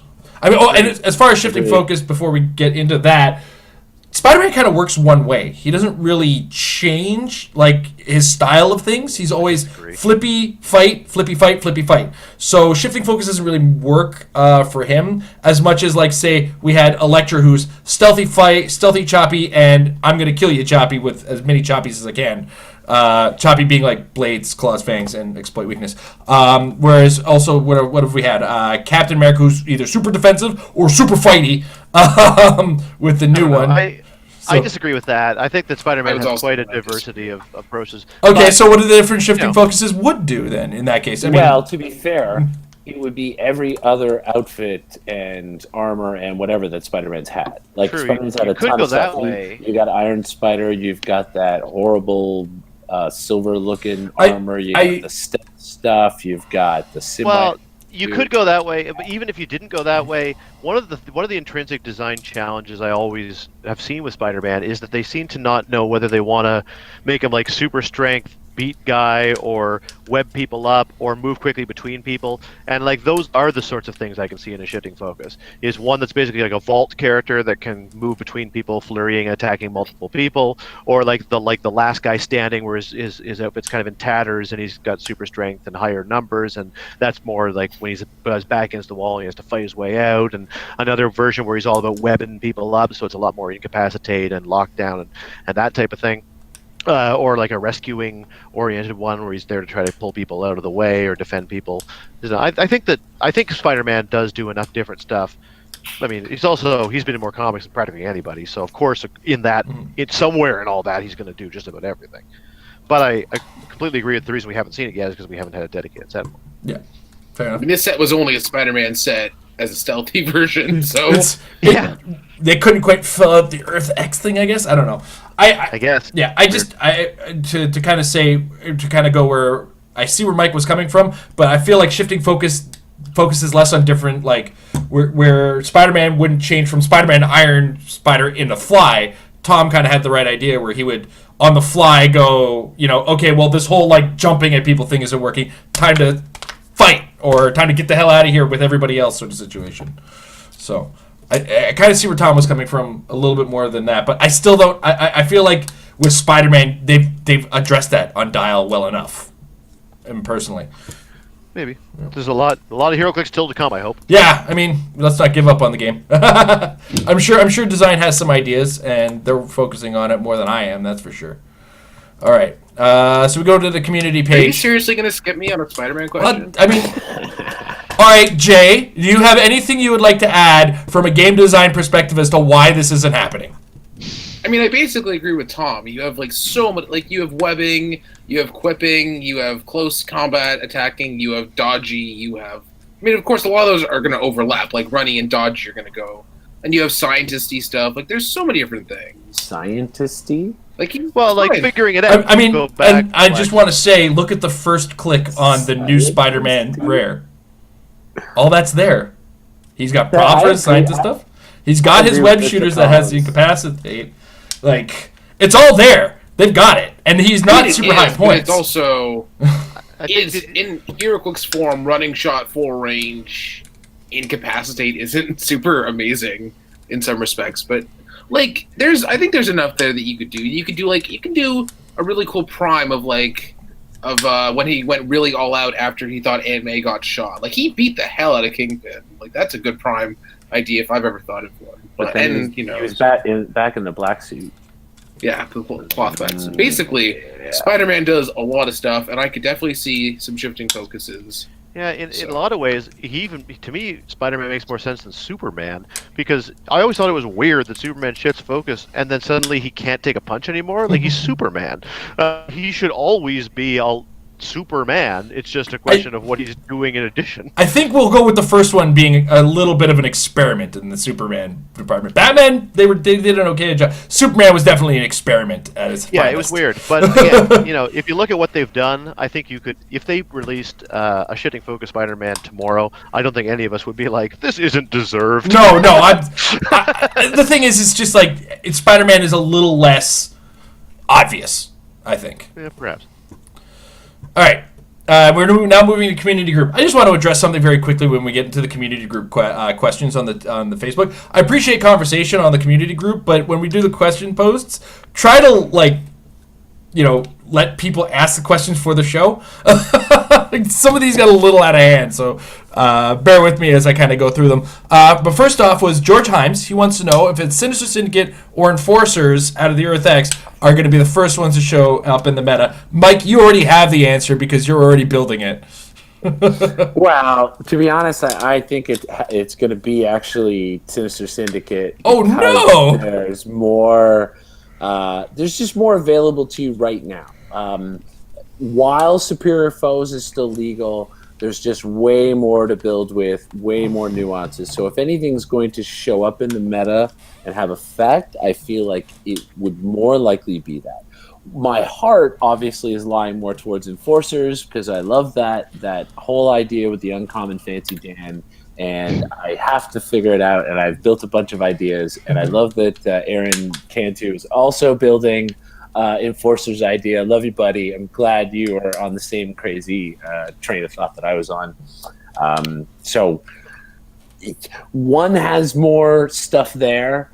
One is way more interesting to me. So I wish it was going to be Enforcers, but I think it's going to be Sinister Syndicate for now. All right. Jay? It's a weird one because it is Sinister Syndicate right now, but then a lot of it retires, as somebody pointed out. So it's one and then the other. I feel like the same way about the Enforcers as I do the Earth X right now. Like, we need one more really good keyword cheaty character to fill in the blank, basically. Once that happens, I think Enforcers might have some potential. But as of now, Sinister Syndicate, then that all retires, but I guess we'll get more of them eventually. So I feel like, I don't know, it's not really one or the other. Tom? I think right now it's Sinister Syndicate, and soon enough, it'll be neither. Sorry. He's not wrong. he's not wrong. We want. Well, yeah, I could be wrong. Yeah. And please prove me wrong. I'll throw that go. challenge out there. Yeah. Prove me wrong. All right, and my own staff is violating the rule of the question from the Facebook post. This is you guys. Tom, Luke, since Mike and Jay have already answered this question, you guys can sit this one out. Why are Canadians? Lucas Van Hollen wants to know, why are Canadians so nice all the time? It's aggravating. Join the dark side like the rest of us and be jerks to everyone you see. Stop being such a good example. First of all, have you met Jay? I can't believe you didn't answer the question. I know you didn't, Mike, and just calm down. Calm yourself down, all right? All right, eh? I'm sorry. Kick off, eh? Sorry. Jeez. Sorry, Jay. Sorry. We're not on the ice. Take it easy, eh? Sorry. Yeah, this is another thing. Have you seen Canadians on a hockey rink? That's where we get it all out. But it's, I mean, you know, and we also have to deal with Canadian geese. So I think if the biggest assholes in your country, I'm using that term because I can't think of a nicer one that I can air regarding Canadian geese. If you had to deal with those in your country as much as we had to, you'd understand why we're so nice to each other. Tom, what are your thoughts on the matter? Well, I think that if you live in a country as sparsely populated as this one, and as given to the need to share body heat, and where everyone else is nice anyway, then why would you want to be the one and only jerk who has to wait out in the cold? You see, I told everybody between cuts on the camera that we were going through customs. In fact, the heat had died in Tom's car. We had to warm up, and that's just not appropriate on camera. Mike, It was actually cold in the car. what do you think about it? What do you think of the reasons other than certain plants being legalized? A very consistent, healthy diet of maple syrup. There we go. We're very sweet on the inside. We sweat and we bleed maple syrup, and it makes us super sweet people. Oh. And like you mentioned, hockey, we get it all out on the ice, man. Like, we're hacking people with the sticks and cross-checking people to the face and stuff. You know, we get it all out on the ice, and then everybody's cool and has a wobbly pop afterwards, and you know, kind words, and we hug it out, and it's all good after that, dare. Hey. All right, Jay, what are your why do you think Canadians are nice in spite of you? Oh my god! I'm gonna say that. I spent too much time being nice to him on the show today. I had to get some digs at him. What are you talking about? You haven't been nice to me. I was nice in comparison.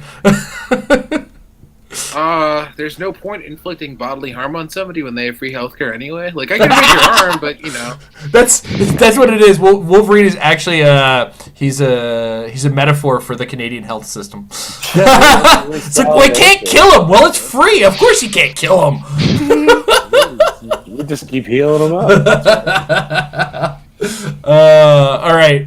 Before I move into further Facebook questions, I do have to address the Discord, our Patron Discord. If you want to join that, patreon.com/MadeWithClicks. Loki the Trickster wants to know, with so many players and teams moving to unkillable teams, Daredevil, Joker, Lockjaw, Goblin King, what do you think will be the hard counter?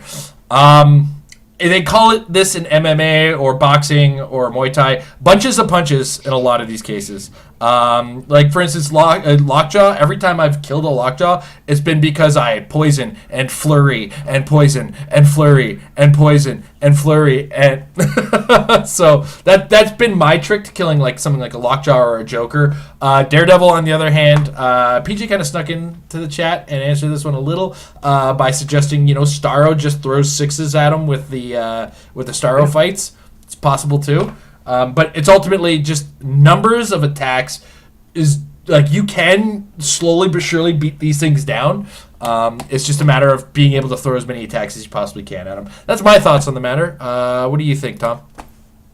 I don't have a great answer. I think it varies by the type. If they were all undying in the same way, then maybe we could zero in on something. Otherwise, I'm inclined to agree with you.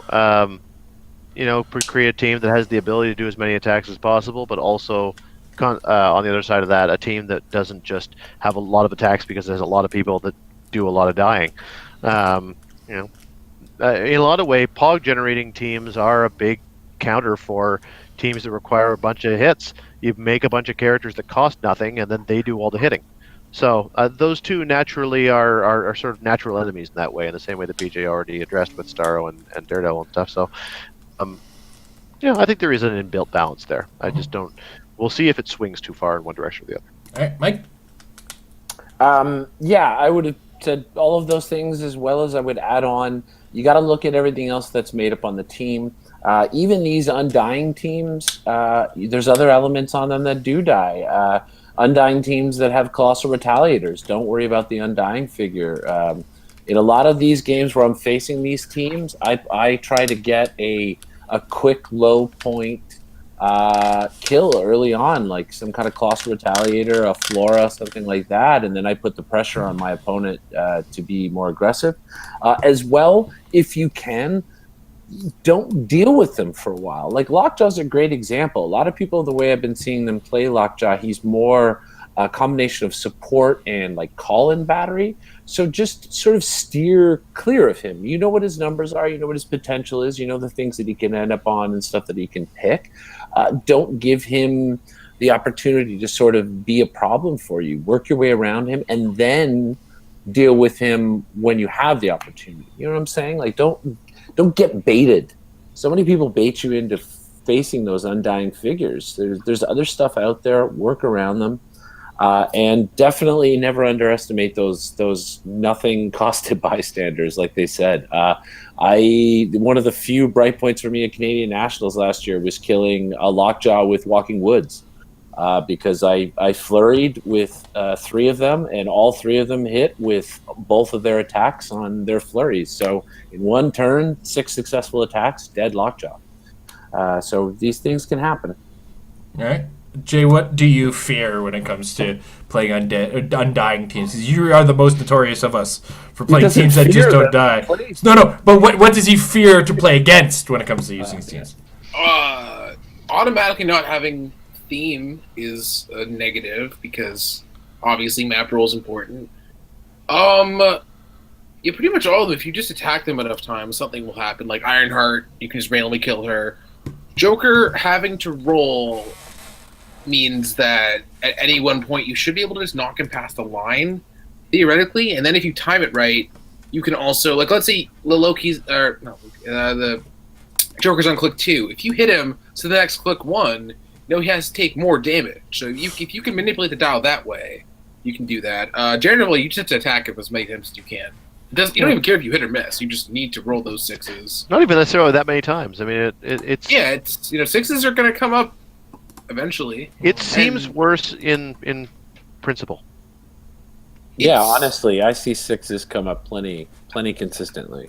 Especially if you're hitting. He is not as undying as people might think. For Daredevil, if you're talking about the competitive tournament context, there's going to be games where your opponent just can't get those 6s, and there's going to be another game where your opponent crit hits and then rolls another 6.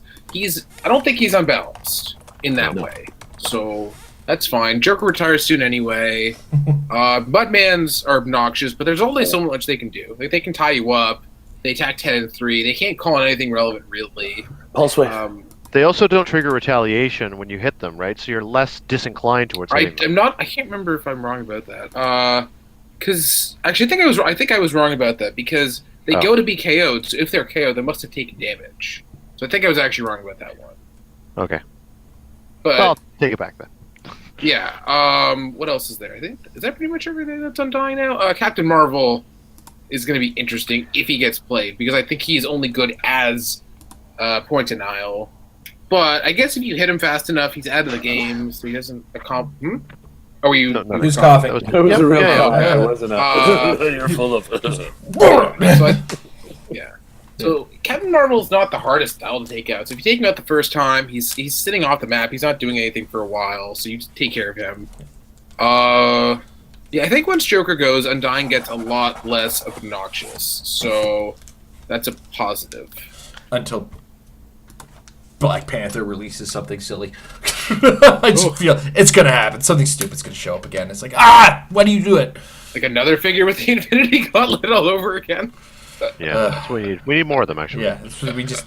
Well, I mean, I'm sure we're gonna get an entire set of gems and an entire Infinity Gauntlet in the set, and Yeah, they confirmed the They'll gems all- and the gauntlet. They'll all make Unimind better. Oh, Maybe the chase figures are chase figures that each have had the Infinity Gauntlet.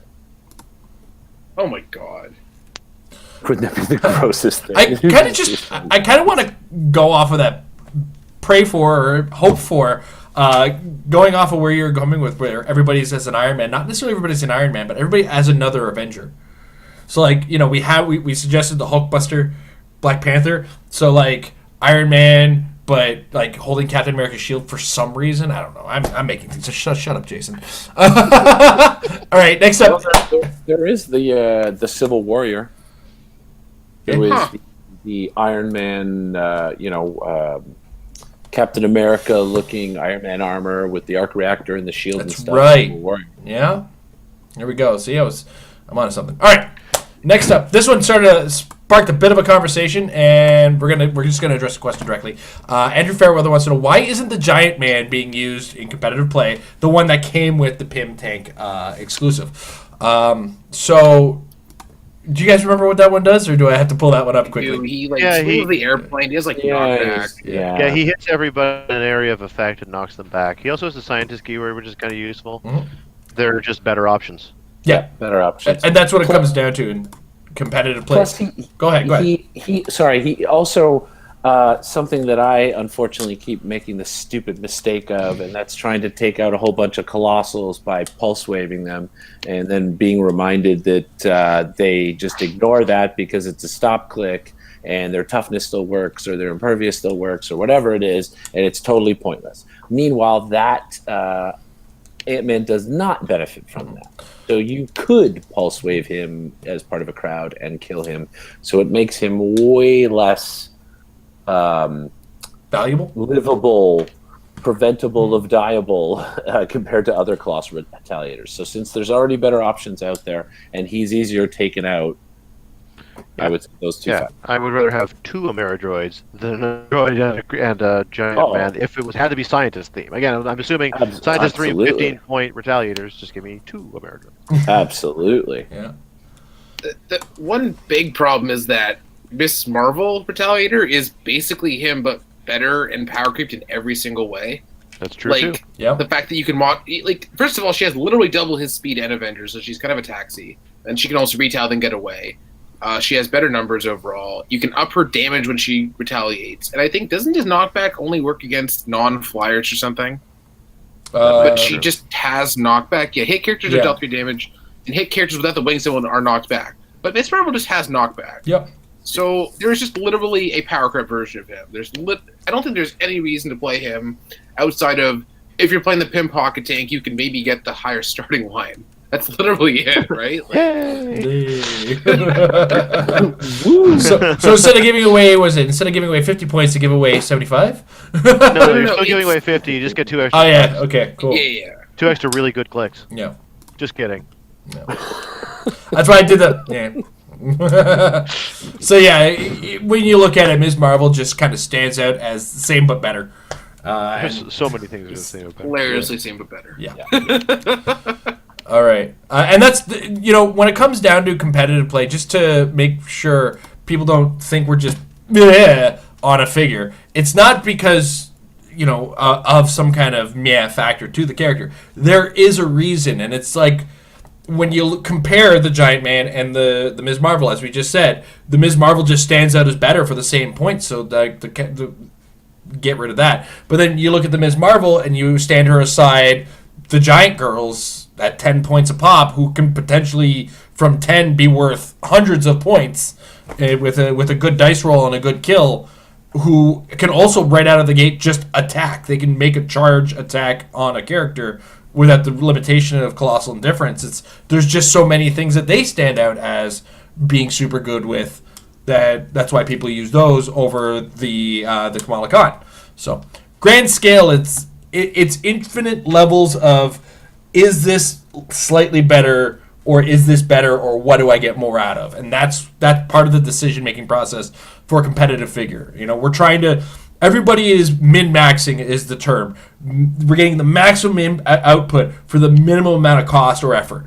And if we can max out the maximals while maxing out the minimals, we're doing great. I'm pretty sure maximal is a made up word. It's trademark. Hold on a second. Let me just double check. Maximals, weren't those like the villains in like some thing, and they were like Nope. animal creature thing? Or of constituting a maximum, the highest or greatest possible. There you go. I got it. I did not make up the word. We figure these things out by practicing. Yeah. By practicing with figures and colossals and seeing things that consistently don't work, things that consistently fall apart under the meta, and we start to see that certain figures, it's like, in theory, they sound good, but every time you try and fit them in and every time you try and practically play them, they just... Something does better. Come through. Yeah. So that's another reason why you practice, is to figure that out, to see the stuff that sounds good on paper but just doesn't play out the same way on the map. Yeah. All right. Next up, the Alpha, and probably going to be the Omega patron, Mr. Michael Fedor. He's been with us since the beginning, and he's been floating about with us. What pre-HeroClix superhero movie would you most want as a set? Read my suggestion after your answers. We won't read a suggestion, even though I've read his suggestion. Wait, what? Pre-HeroClix? So you're saying before the year that HeroClix started? Or before HeroClix was making movie sets, we'll say even. Let's go with that. Let's go. I think that's a little bit of a safer bet. My answer doesn't change. My answer is Blade.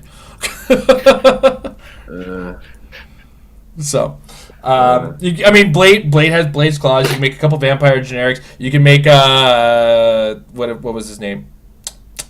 Stephen Dorff's character. You can make your Nick Nolte support character. You can make the supporter from the Doctor. My memory of this movie is so glazed over, but I remember liking it when I was young. My young edgelord years. A little glazed over when you saw it. Yeah. And then there's a big fat dude in the movie too. Like there's at least a countertop display set out of that Blade 1 alone. Blade 2, if you want to go into that, even you can get a better set with a bunch of cool vampires who die very quickly, an awesome vampire type, Blade, and another excuse to make a character based on. I always forget his name when I need to use it. What are your thoughts there, Tom? It's going to be a cheat because you can't take it from the movie only. But I would say I would like to see the Lou Ferrigno, Bill Bixby Hulk series and movies. Ron Perlman is always the guy I forget. Sorry. Oh yeah, yeah. That would be kind of fun because you got like they're all like the cheesiest versions of those characters. So I think you could have a lot of like jokey fun creating that set with like the really cheesy looking super low rent Thor from the movie and like the Daredevil who just is like a rag tied around his head, and then of course the Hulk himself and Jack, whatever his name was, the investigative reporter that was chasing him around and stuff, and like the guy who owns the cattle ranch and the bear the bear he fights in one episode tosses. yeah, like I think you could have a lot of fun with that, and it would be funny and laughable in a cute sort of way. And you could even include Daredevil from the made-for-TV movie and the That's Kingpin. what I just said. I just said Daredevil with the rag. You got Thor in there as well? Yes, I have okay, Thor. sorry. I might have. I was looking to make sure minimal was also a word. Oh my god, Mike. Well, I mean, all the old superhero movies are super craptacular. Like, I don't really want to. We got a Batman '66 set, so never forget. Oh God, no! I hated Jack Nicholson as the Joker, so I would never pick anything from that. I'm just gonna say it's not gonna be any Marvel or DC heroes. Instead, it's gonna be Misfits of Science. I love that show. They were technically superheroes. I want a basketball-playing guy who shrinks, and I want an old man who's frozen, and I want Courtney Cox, and I want a dude who looks like Corey Hart wearing sunglasses at night who shoots lightning bolts. That's what I want. I want Misfits of Science, so that's my answer. All right. Jay? The exact phrasing of this question was worded to personally attack me, so I'm not a fan. Why, were you not born in those years? It's funny, and it's too coincidental to not be intentional. I don't know where else I would look this up, but according to HG Realms, Infinity Challenge came out May 1st, 2002. Mm-hmm. Does that sound about right? Okay. About right, You know yeah. what movie came out May 3rd, 2002? What's up? The first Spider-Man. Yeah. So on a technicality, I'm kind of I screwed. created a technicality to work with you, so. Well, you could just say one of the old, really bad Spider-Man movies. Yeah, the 70s. like in Japan. What, like the or Indian one? something. Yeah, go for it. I mean, you could probably do. I guess at that point, I would probably say Tim Burton Batman. There's a really Just in cool general. Spider-Man animated series before that time. Do you know they actually made a Generation X TV series? I was- Oh my God, that's true. 1996. That is exactly what I was going to say, and Yeah. then I thought no one would get the reference. 1996. It was the worst. You got to look it up. It's It's one of the so funniest bad. hours of television you'll ever it's spend. really bad. He makes the entire boardroom fart. This is great. This is What? great. Yeah, it's horrifically bad. Super low rent. They can't afford to do any actual powers. So like No. Mondo, rather than becoming a thing, he like holds a rock, and we're just led to believe he's really hard. Hey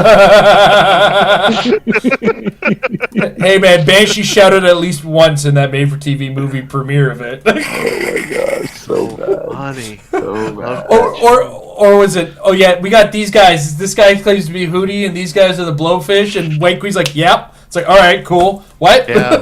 I had it on VHS. I watched it over and over Oh again. God, I want to find that again and watch it again. That's Jay's answer.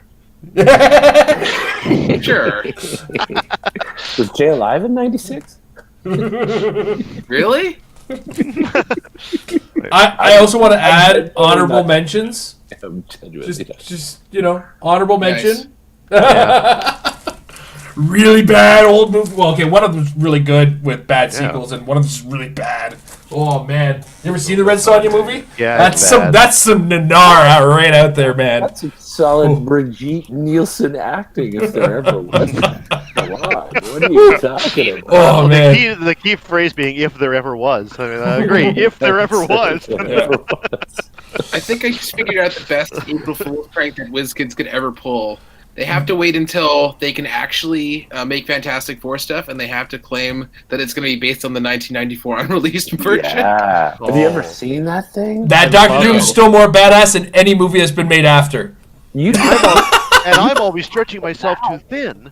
Yeah, it's so easy to find online now. YouTube Yeah. has the entire thing. It's fantastic. I'll be the first to admit I kind of like it. Like I don't like it for maybe the reasons the filmmakers intended, but it's a pretty fun hour and a half of watching. Yep. It's something. It's better than honestly, it's better than the Jessica Alba one. Oh, I totally agree. Yeah. Which isn't saying much. True, you are setting a low bar. Michael Fedor wanted to add in. He told me to read this after we've made ours. He would have gone with the Donner Superman, including a Richard Pryor HeroClix. That's actually probably the best answer, even if it's none of ours. Well, I mean, by It's iconic. by including Richard Pryor, then you have to include Superman 3, right? Yeah. Was it 4 or 5 that he fought Lightning Man?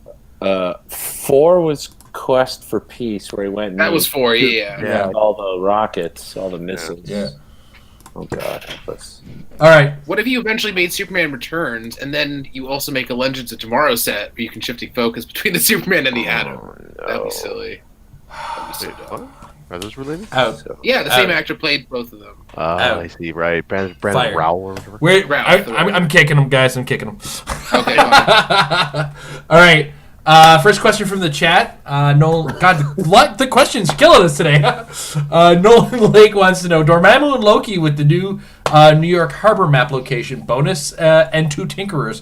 I mean, you're definitely getting a mindless one per turn. Yeah. Yeah, I was trying to think of other guys who do like Tinkerer was the one that came to my mind. Yeah. Yeah. What do you guys think of the idea? Anybody liking that? It's neat. Yeah, yeah. It's a trick. It's a Neat. fun thing to It's do a one thing. day. Yeah, it's a thing you could do with the stuff. All right. What do we got? All right, sorry. Ricky Yell, did you get the results from the Majestics Invitational Everyman Project results? I don't know. I still don't know all the details as far as how they ran the format. I know they ran white tab figures, which is mostly similar to Everyman, but I don't know if they ran Golden Age or anything like that. And I did hear that it was won by Stiltman. So that's what I know about the event. That it was the best event there ever was. I don't think it was like a Stiltman alone, but it was a team based around Stiltman. Nope, should have been a Stiltman alone. Yeah, it should have been.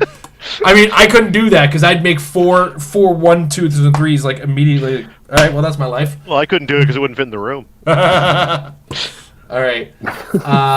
Next up, Tony Canavino.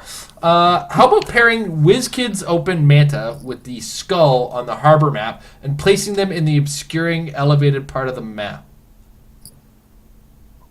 It's a thing. The harbor has a lot of blocking, though, right, Tom?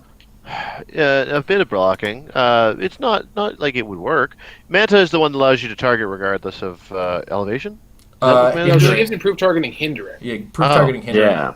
Doesn't seem that good then, because it's not like the skull has stealth. So he's standing at the edge. Yeah. He still needs to be able to see.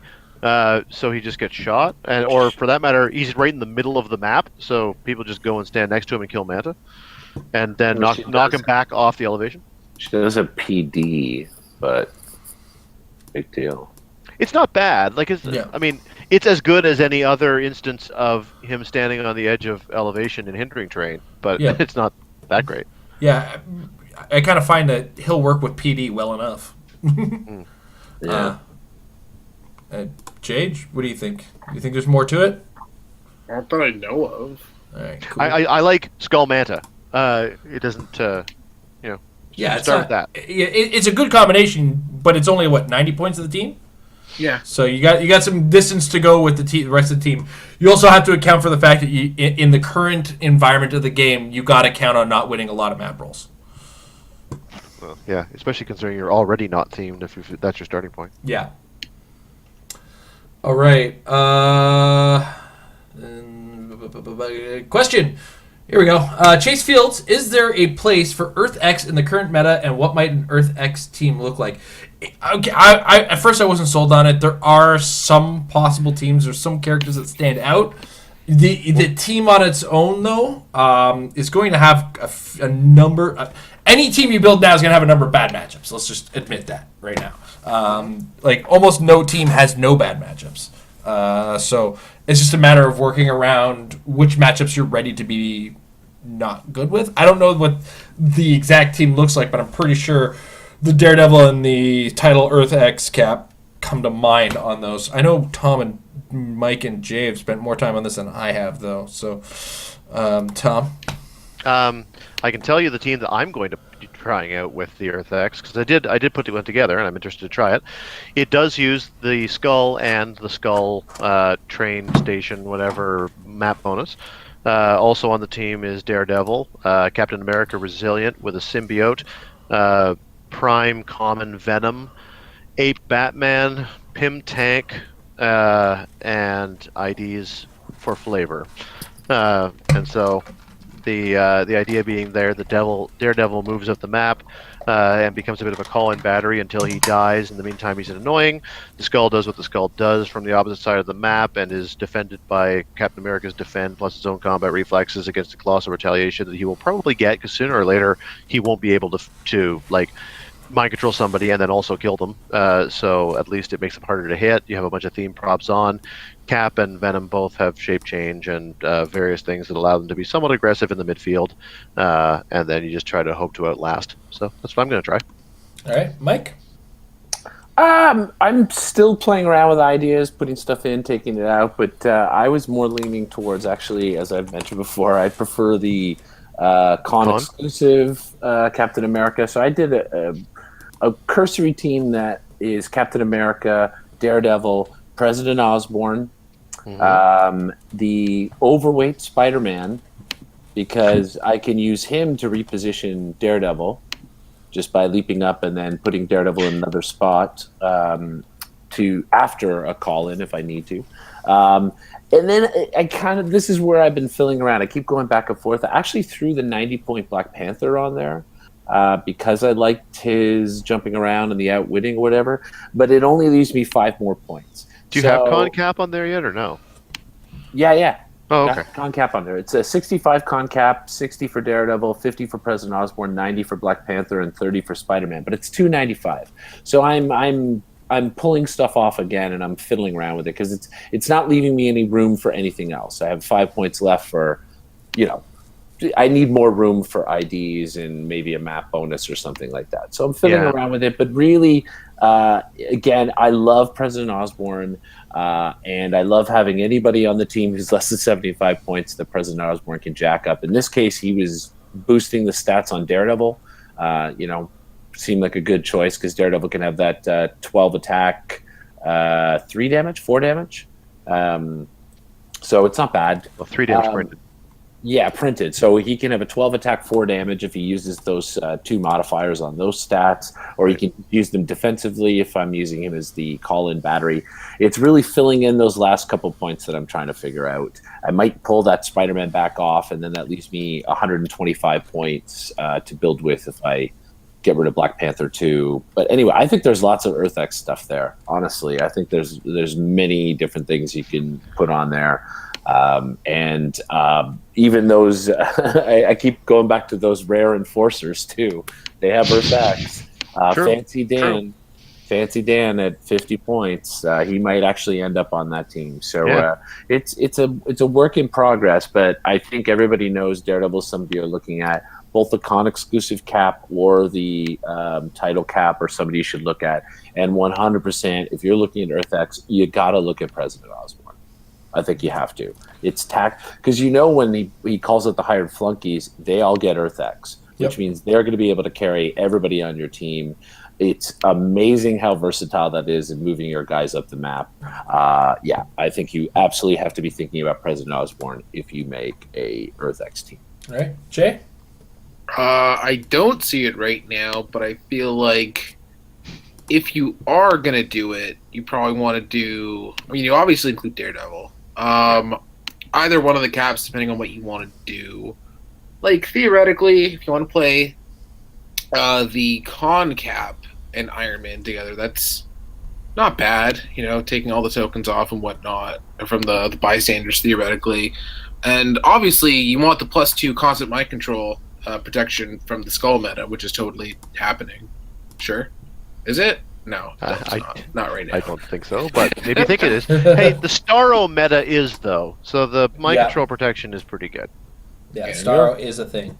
Yeah, I feel like right now, if you're playing EarthX, there are definitely characters with the EarthX keyword that are good. I just don't think it is a theme that you play right now, unfortunately. Fair enough. Everybody prove them wrong. That's my plan.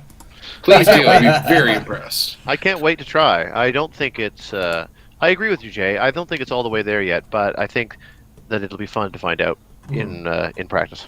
Every time I've hypothesized a team, I've just lost confidence in it almost immediately. It's kind of weird. That's how it's been coming with me. So such a nihilist. Well, it's not so much I'm a nihilist. It's just that once you have that awareness, it's like, okay, so what do I die to? It's like, okay, cool, that. It's not that I'm a nihilist. I just don't believe in anything. Yeah.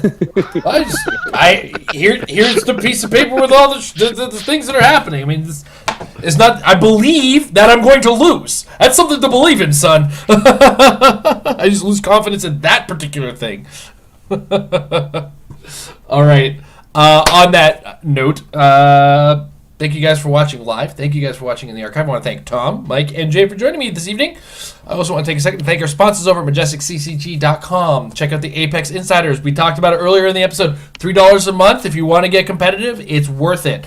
You get some really good competitive players really helping you out to get better at the game. They're sharing how they get good at the game. They're sharing how people are thinking, and this is kind of the situation you want to be in when you're getting better at the game. Also, Jay, like I said, or we said earlier, on a regular basis, taking those figures we're not thinking about and talking about why they're good. And every so often, I'm putting nonsense up there as well. If you want to read occasional brain dumps from me, I'm just about finishing an article. I just need some review done by my beautiful wife, who's better at the English language and writing than I am. So there should be something up. It's mostly talking a fluff piece on the Everman format and where my ideas are coming from on that, but it's coming soon. So check out that if you want to support us, patreon.com/marriedwithclicks. Check out what we got there. If you want to support us that way, that's also awesome. You're supporting us by just watching in general, so we do appreciate that as well. But EarthX is out there, guys, and Mike stressed it earlier. I stressed it earlier, as I discovered in not necessarily our game, but in another game I've discovered, that you got to keep active, you got to keep trying out ideas, you got to keep playing the game, and that is all practice, because practice will make your teams better. Have a good evening, everybody.